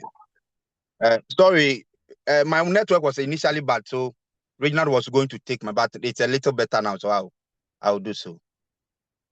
Okay, so I'll look at the review of the entire process of the entire process of procurement cycle. First, I would like to look at what we call the need identification stage. This stage is where we look at what is needed. We define what the requirement is. We collect data on it and also align the organizational strategy to what we think we need as a company or an organization. Then the next one is the procurement planning, the planning of what exactly as a company or institution we need to do. It involves determining the method, the budget allocation for the specific product or the need that we require, and also create the procurement plan for it. Then we will look at the next stage, that is also the tendering and supplier selection, which the selection, with that one which involves the bid evaluation, negotiations, and contract awards. Then from there, we will look at the next stage, that is also the contract award itself. The contract award where the terms and the conditions for which the contract is being sorted after. If a particular company or organization meets the selection, then we award the contract to the person. Then the next stage will be the contract execution. The contract execution is the stage where the contract is managed. We monitor the performance of the organization or the individual corporate institutions that we've given the contract to by looking at the various KPIs. Unfortunately, this is where Ghana as a country, we are not doing so well, because there are a lot of time that we wait till the contract is completed. Then you see that there are defects. Sometimes, if it is product, you see that the product that is required is not exactly what has been supplied. Or if it is a project in terms of road construction and or infrastructure, you see that at the end of the day, there are defects. Or what exactly we required them to do, they have not done that. So in Ghana, this is the stage that we are most lacking. We'll look at the next stage, that is the inspection and payment system. This stage, even though it's very, very critical, but unfortunately, our engineers and other procurement experts, they sleep on their work instead of trying to do what is expected of them. This stage, a lot of them just go for, excuse me to say, because one way or the other, I have been in a system where this has happened. That is why I want to talk about it. There are sometimes, instead of they going to the field and making sure that whatever the contractor or the contracting party has said that, okay, this is where I have delivered the project up to, they don't go. A lot of them, they don't go. They just look at whatever has been brought to them, they sign, and they don't even really, a lot of them don't even, not all anyway, but some of them don't really go for any inspection at all. And they sign that all is well. We pay, and you see, there's a road that was constructed in my area. In less than 3 months, everything ward off. I was told that by the contractors that it was supposed to have series of phases, but just a first layer was covered, and that has been all. And that has been all. Unfortunately, that is the situation we find ourselves in Ghana. We'll look at the last stage, that is the closure and evaluation. This is the stage where we look at what has been done. Whether we accept the product, the product or the project that has been done based on the records and what the inspection team have been able to come out, whether it meets the requirement that we gave it out to them, and also maybe look at the resources to return. There are sometimes final changes, if there are any changes, and there's a need for some other things to be done for the contracting parties. Please, can you go to the next slide?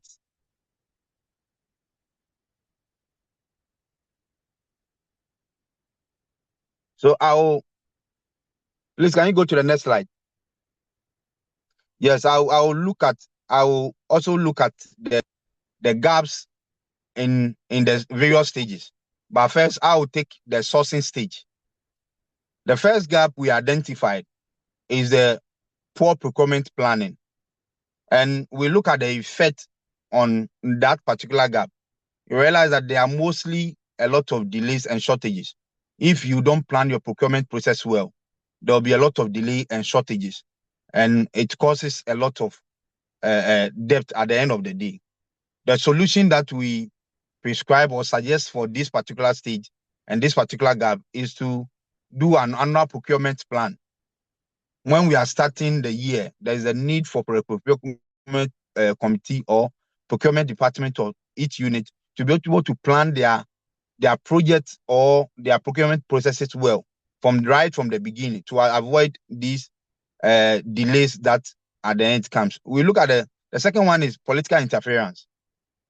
And I would like to say that this is a major problem as a country, because there are a lot of times that politicians do what they are not supposed to do. They interfere in all sorts of things, and it becomes very difficult for even the procurement department or committees in various department to be able to function well. And the effect that it brings to us is unfair rewards. People who do not deserve even some type of contract are given contract. Sometimes they give contract to a road contractors that have never had any experience on the road. They do not know even the layers of road, how it's supposed to be, but they get contract. Then the solution that we are suggesting for this particular challenge or gap is independent tendering committees.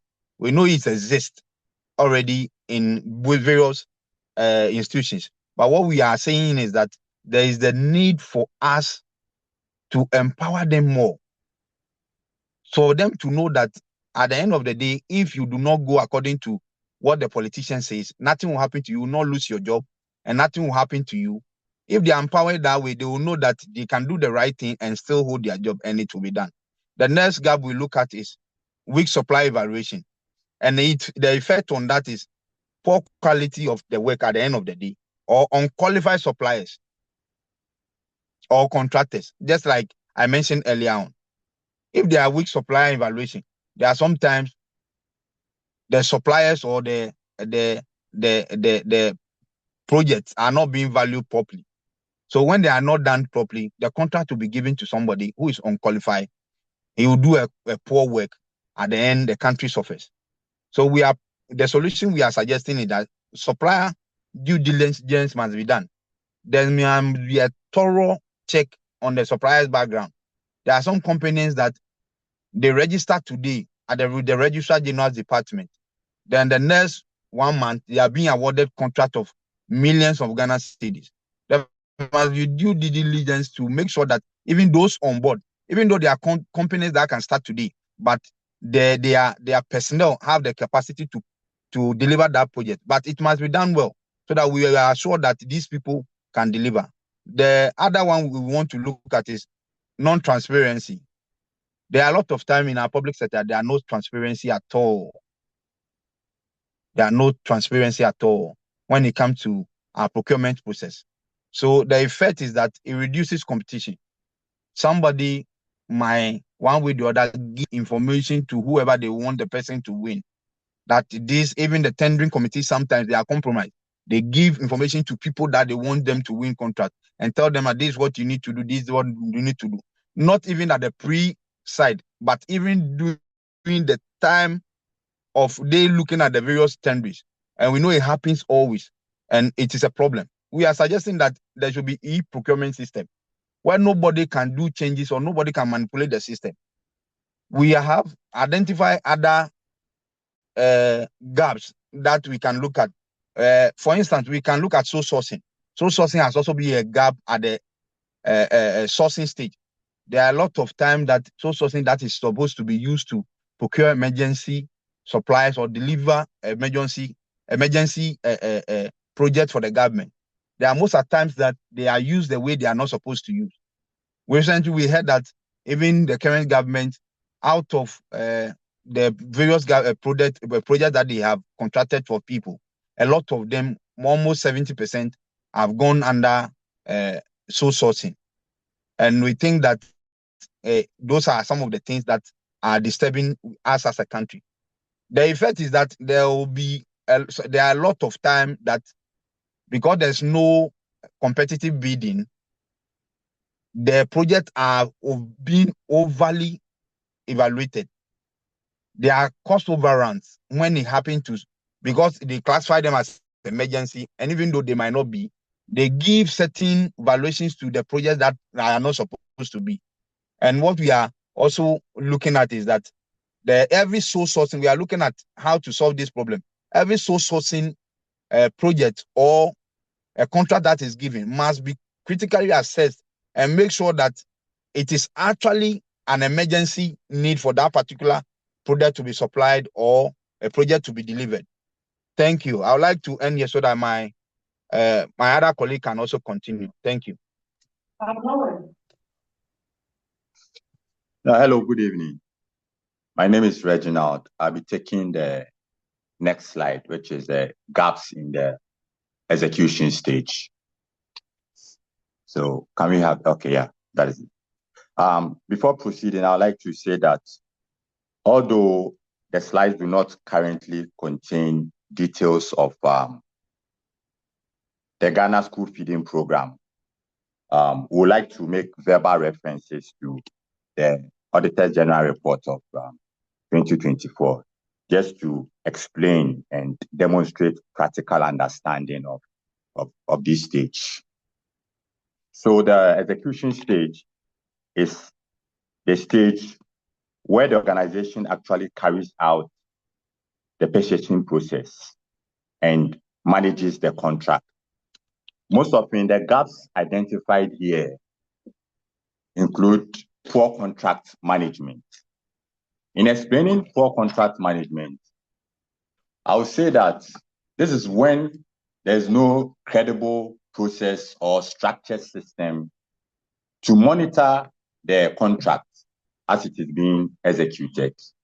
Reference to the case study that we discussed, we realized that with the Ghana School Feeding Program, most of the suppliers were not monitored, and this resulted in poor quality food being issued to the pupils. Now, how can we solve something like this with poor contract management? Of course, it comes with contract monitoring. So it's either we employ trained people or qualified managers who are well versed in monitoring contracts to ensure that the right thing is being done at that particular stage. I'll quickly move on to delayed payments. Again, referencing our case study, delayed payments led to reduced meal quality, debt accumulation, and in some cases, the feeding was interrupted. Now, the consequences of this one is that we are unable to assess the payment levels that are being meted out, and then sometimes this will lead to corruption. To be able to harness this particular program, we will say that we can implement automated payment systems just to ring-fence the whole funding of the program. I'll quickly move on to project enlargement, which in other words, we can say is scope creep. So this refers to the situation whereby the contract is being extended without approval. And we are pushing the envelope to the extent that we are asking for financing every single time because of the additions. So the effect is that we are going to have inflated budget. Whatever we budgeted for before the contract began, we'll now have to sometimes double up inside, which is not what we wanted. It demonstrates that there has been a flaw in our planning. Now, to stop delayed payment, faster approvals would have to be given. And so somebody mentioned that whenever the financing of the projects are being made, people who don't have anything to gain from it tend to sabotage the whole procedure. And of course, this was one of the findings of the Ghana School Feeding Program. And this is one of the things that made it into a debacle. I'll quickly move on to weak quality control.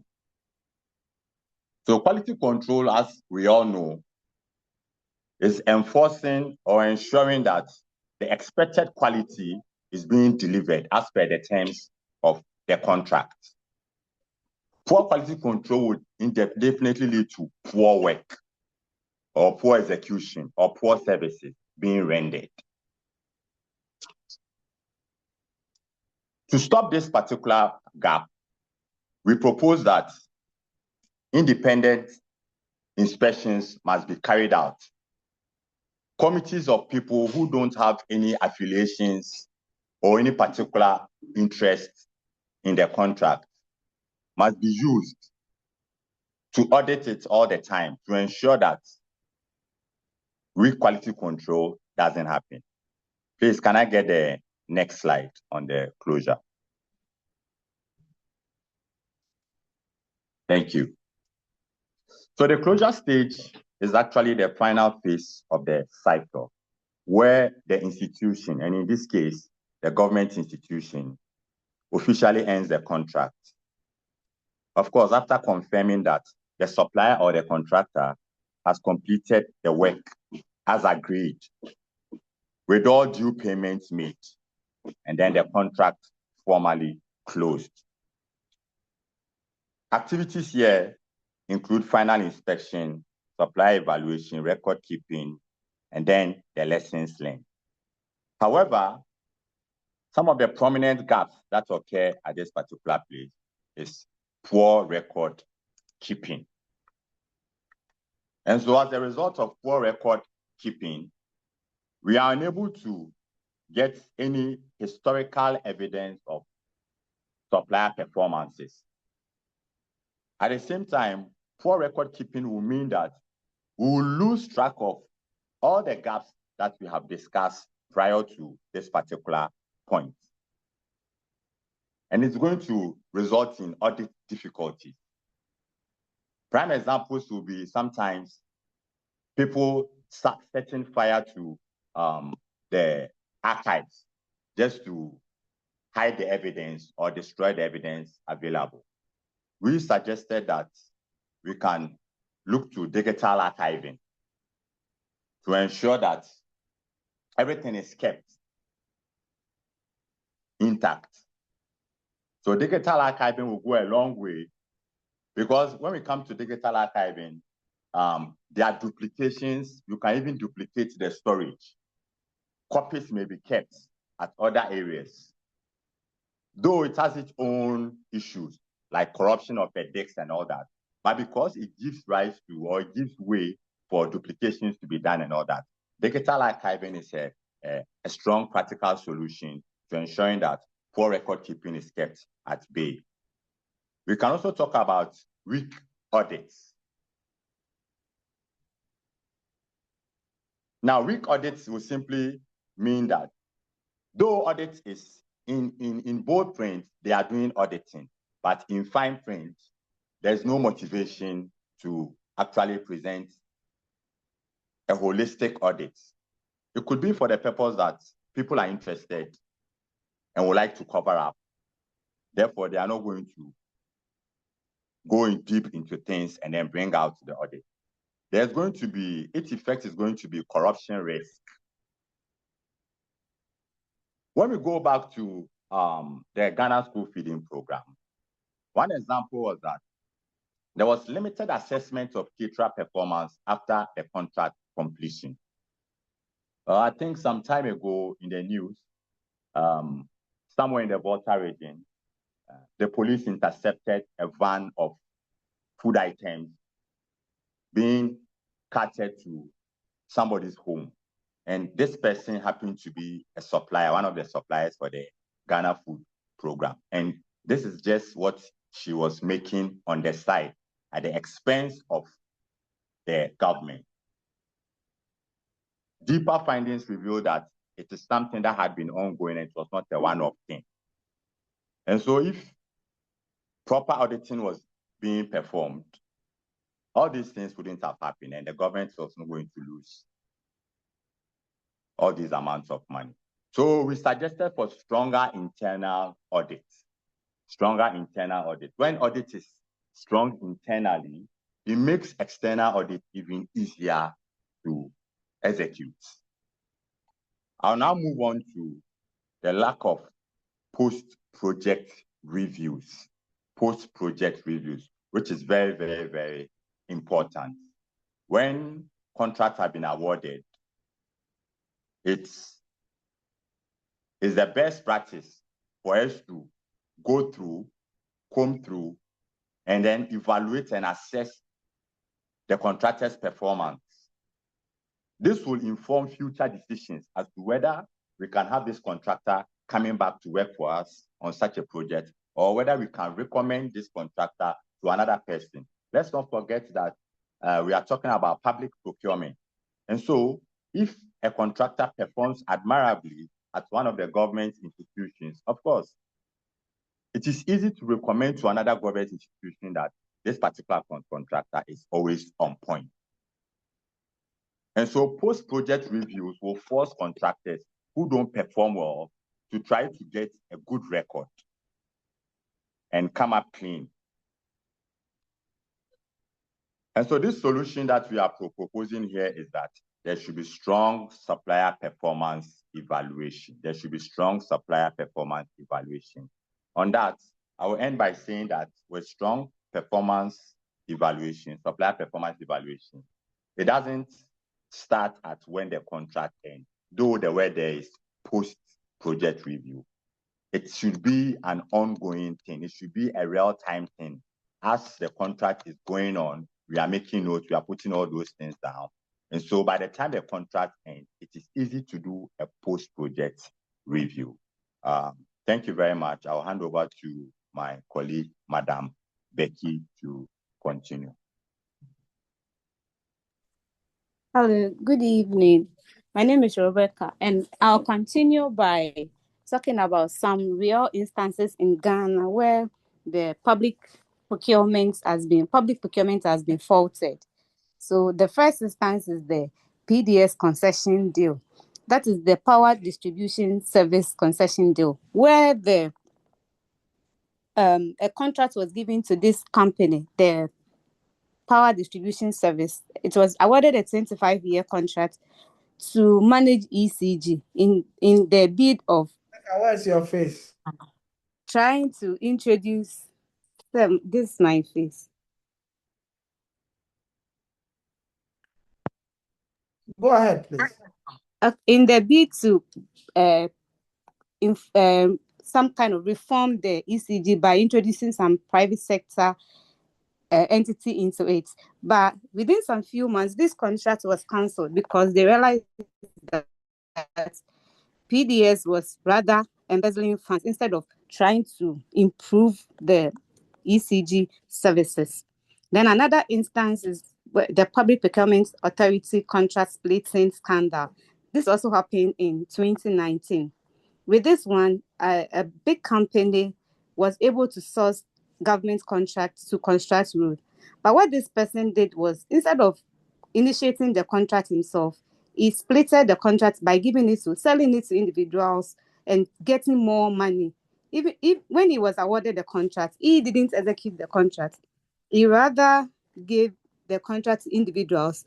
So this was against the Public Procurement Act, and it was also faulted. Then another instance is the ECG meter procurement breaches, which was where between 2017 and 2021, ECG was sourcing 50 companies to procure ECG meters from them at the same time, which was also against the Public Procurement Act, that they were also sanctioned. And then there is the school feeding program too, which my colleague spoke about, where the vendors end up giving unnutritious food to the students because of delayed payments and because their contracts were not being monitored. So they were flouting the contracts, and most of them have been persecuted and their contracts have been cancelled. Please, can we move on to the next slide? And we also we are suggesting that if some of these technological innovations are employed, it could prevent issues like the ones I have stated. Because we are in a more technological world, we are suggesting that there should be e-procurement, there should be digital archiving, there should be automated payment systems, and procurement should be tracked so that what happened previously will not happen again in the public sector. Thank you. Can I move on to the next slide? I think my other colleague will continue. Thank you very much. My name is Emmanuel Akapu. I will continue from where my sister just ended. So we are looking on.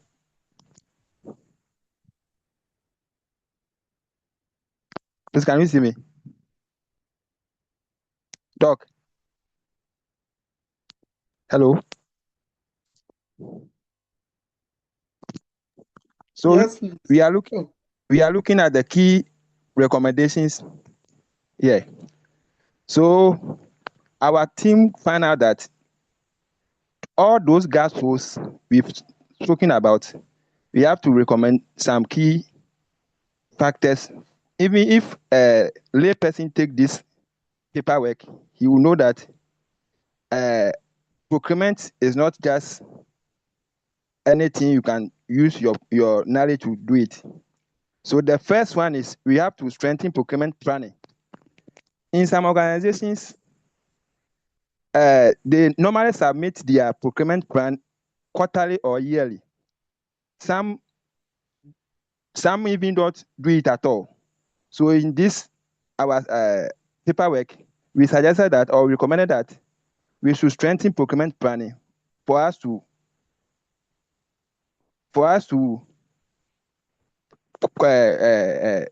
be a factor for us to order to avoid those loopholes in the procurement process. The second one is to reduce political interference. My colleagues spoken about political interference. During 2012, President Mahama time, there was a book called Green Book.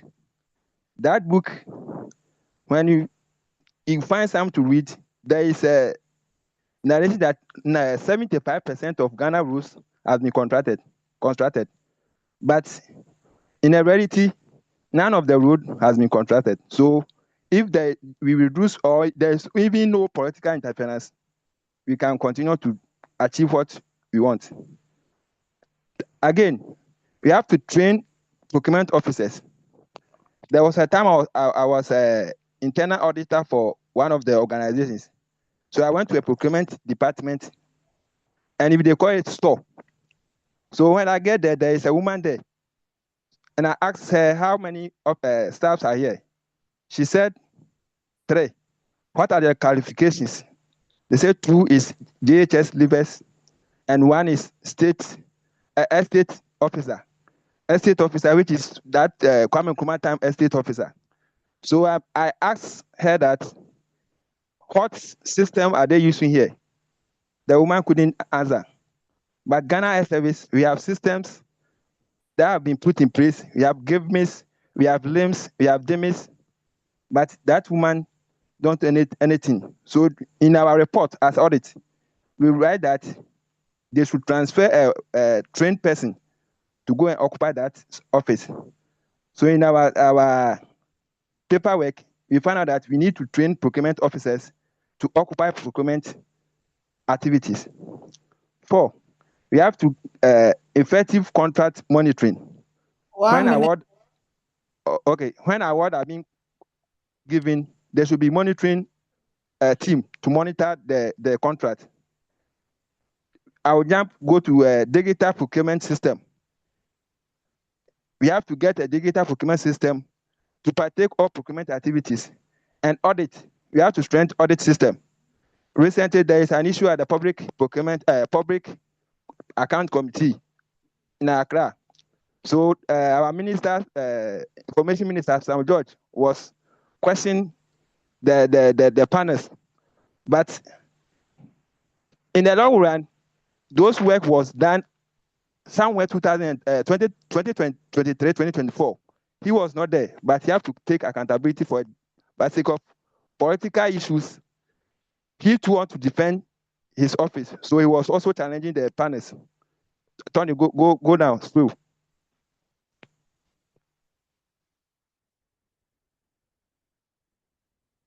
So we end up with a conclusion. The conclusion says effective procurement promotes effective planning, transparency, accountability, healthy competition, and value for money, whilst eliminating the effect of the gaps within the sourcing, execution, and closure stage. An efficient procurement system address the challenges of delays, financial losses, and poor service delivery. Thank you.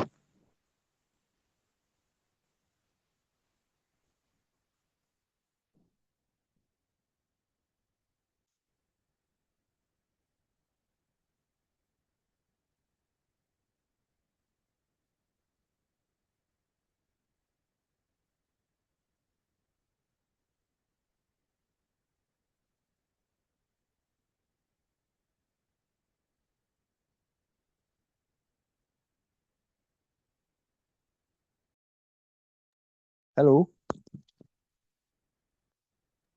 Hello. Yeah, very well. All right. Okay, so folks, do we have any question for him? Yeah, Doc. Yes. Yeah, I want to ask a couple. With all the examples that it is happening in Ghana, why must you have to cite Green Book way back in DC, not MPP? Please, no, I'm not sure we are here to do any politics here. He cited an example. This is for academic purposes. You can also cite one next week if you want to have Okay. an application. Okay, there's no Thank MPP, nothing here.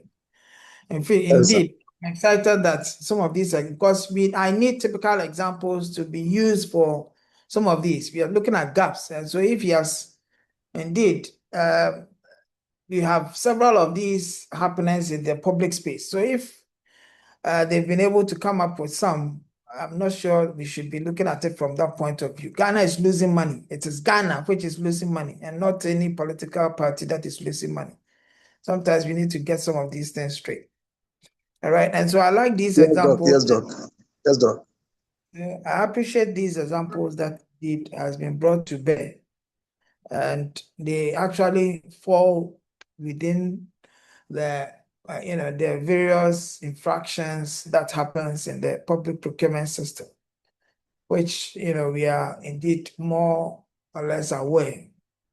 And these infractions goes to have dilapidating effect on the lives of you and I, to the extent that somebody is sacking us from their country because of what is it, economic issues, right? So if your country is well and good, why would you go and hustle in another country? So these are all implications of poor procurement systems, okay? Where light is always off, where water is not flowing, where roads are bad, there are no trains. If you want to go to Kumasi right now, as you sit here, it will take you 10 hours before you get to Kumasi KJTia. If you move from here right now, 10 hours before you get to Kumasi KJTia. Somebody is using 2 hours. You are using 10 hours. When will you reach anywhere? I took a train from one enclave to another in another country. The train was moving at almost 350 kilometers per hour. 350 kilometers per hour. From here to Kumasi. From here to Kumasi is about 220, 35 or kilometers. So it means that less than an hour, a train will just get there. Look at the plane. Take a plane from Accra to Kumasi, which is about 40 minutes. How much are we paying? 2,000 cities. What is that? How many people can afford that one? So we have some kind of disjointed systems in our country where if you are not able to catch up at some point, you remain the same. So these are all part of the public procurement things that we're talking about. Okay, so there are several gaps everywhere, in every sector, several gaps. So if we do our bits very well, and we put in place systems that will indeed more or less reduce this canker, Ghana indeed would make gains. Okay, why? For example, currently we have the mining sector. We have diamond and Bogos being handled by Ghanaians at this particular moment. If they should keep their money in Ghana, even if they should steal our money and keep it in Ghana, the money is in Ghana. It can be utilized by you and I, can go for loans and use it for our daily lives. It is here, other than others who may even not keep it in Ghana, will fly everything away, give you 5% royalties or 2% royalties, and you're still there for 30, 50 years. They're still there, same, no movement. So these are the dynamics of these public procurement things that you're talking about. Poor sourcing. So it happens throughout.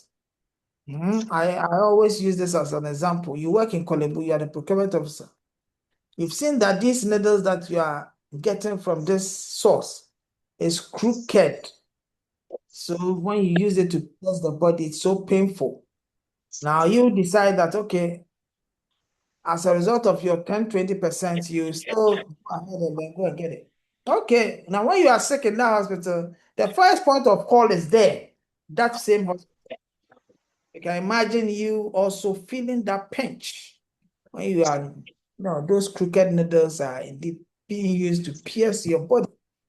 It is there that you know that indeed there's always a payback time. All right, so these are some of the things. So it's indeed quite interesting that you bring up some of these examples for us to see that is within the system. And you have taken your time to explain all these in a very practical way, giving very practical examples. So this group has done quite well. Yeah, great. Any final questions for them? Any final questions for them? All right, so if there are no final questions, course rep, let's see, yeah, 24. Hello, Doc. I'm here. Yes, so we have 24 people. Wait, let me take a shot of that class attendance, and then that'll be all for us. Mr. Sufi, can you mute yourself? Okay. Mr. Sufi.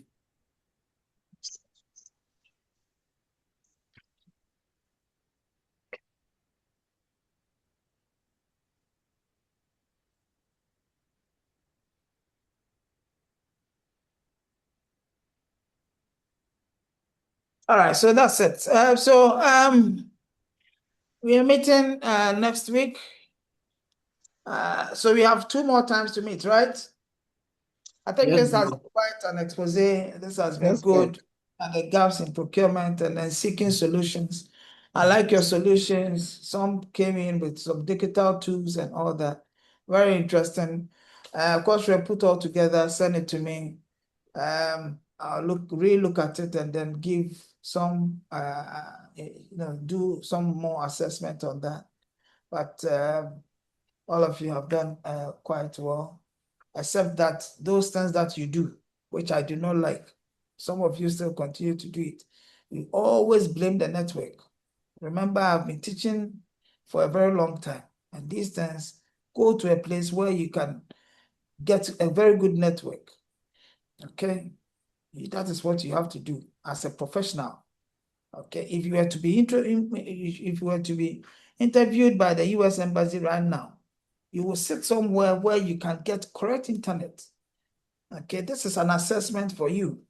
And you are sitting somewhere saying that, you have no internet and all that. So should I give you 0? Huh? Okay. Hopefully we'll meet again. There, I will not tolerate some of these things because it is just damning that you tell me that internet, every time it's about internet connectivity, when you know that this is indeed a very serious matter we are talking about here. Where you have to go get a place where you would get very good internet. Do you know where I'm sitting right now? So I can get good internet to be able to relate with you. You have no idea. Okay? But I have to move all the way from wherever, all of the rains and what have you, to be somewhere where we can indeed interact. So when we do all these sacrifices and you come and sit here and start saying some of these things, it's worrying. You need to watch it. Okay, so on that note, I wish you the very best. Have a wonderful time, and we'll meet again next week. When are we having our face-to-face? So I don't. Doc, please, our face-to-face is scheduled next 2 weeks. 2 weeks. That's our final class, right? Next 2 weeks. Next 2 weeks for That's our face-to-face. final class. Yes, Doc. Okay. All right. That'll be around the 14th or the. Okay, so I'll find out. No problem. I'll look at the timetable. All right. So I wish you the very best. Have a wonderful time and take care. Bye. Thank you, Doc. Thank you, Doc. Yeah. Thank you, Doc. I have a personal question, but I'll ask you later. Personal question. Okay, so you have my number, so call me. Okay. Thank you. Thanks, Doc. Have a good evening.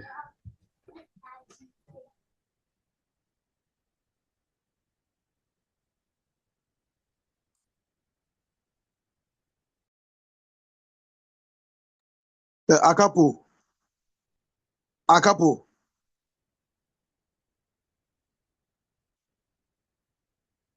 Akapo. Frank, what is it? What do you want to worry your brother? Akapo. Akapo, you are one for the last time. Akapo. Okay.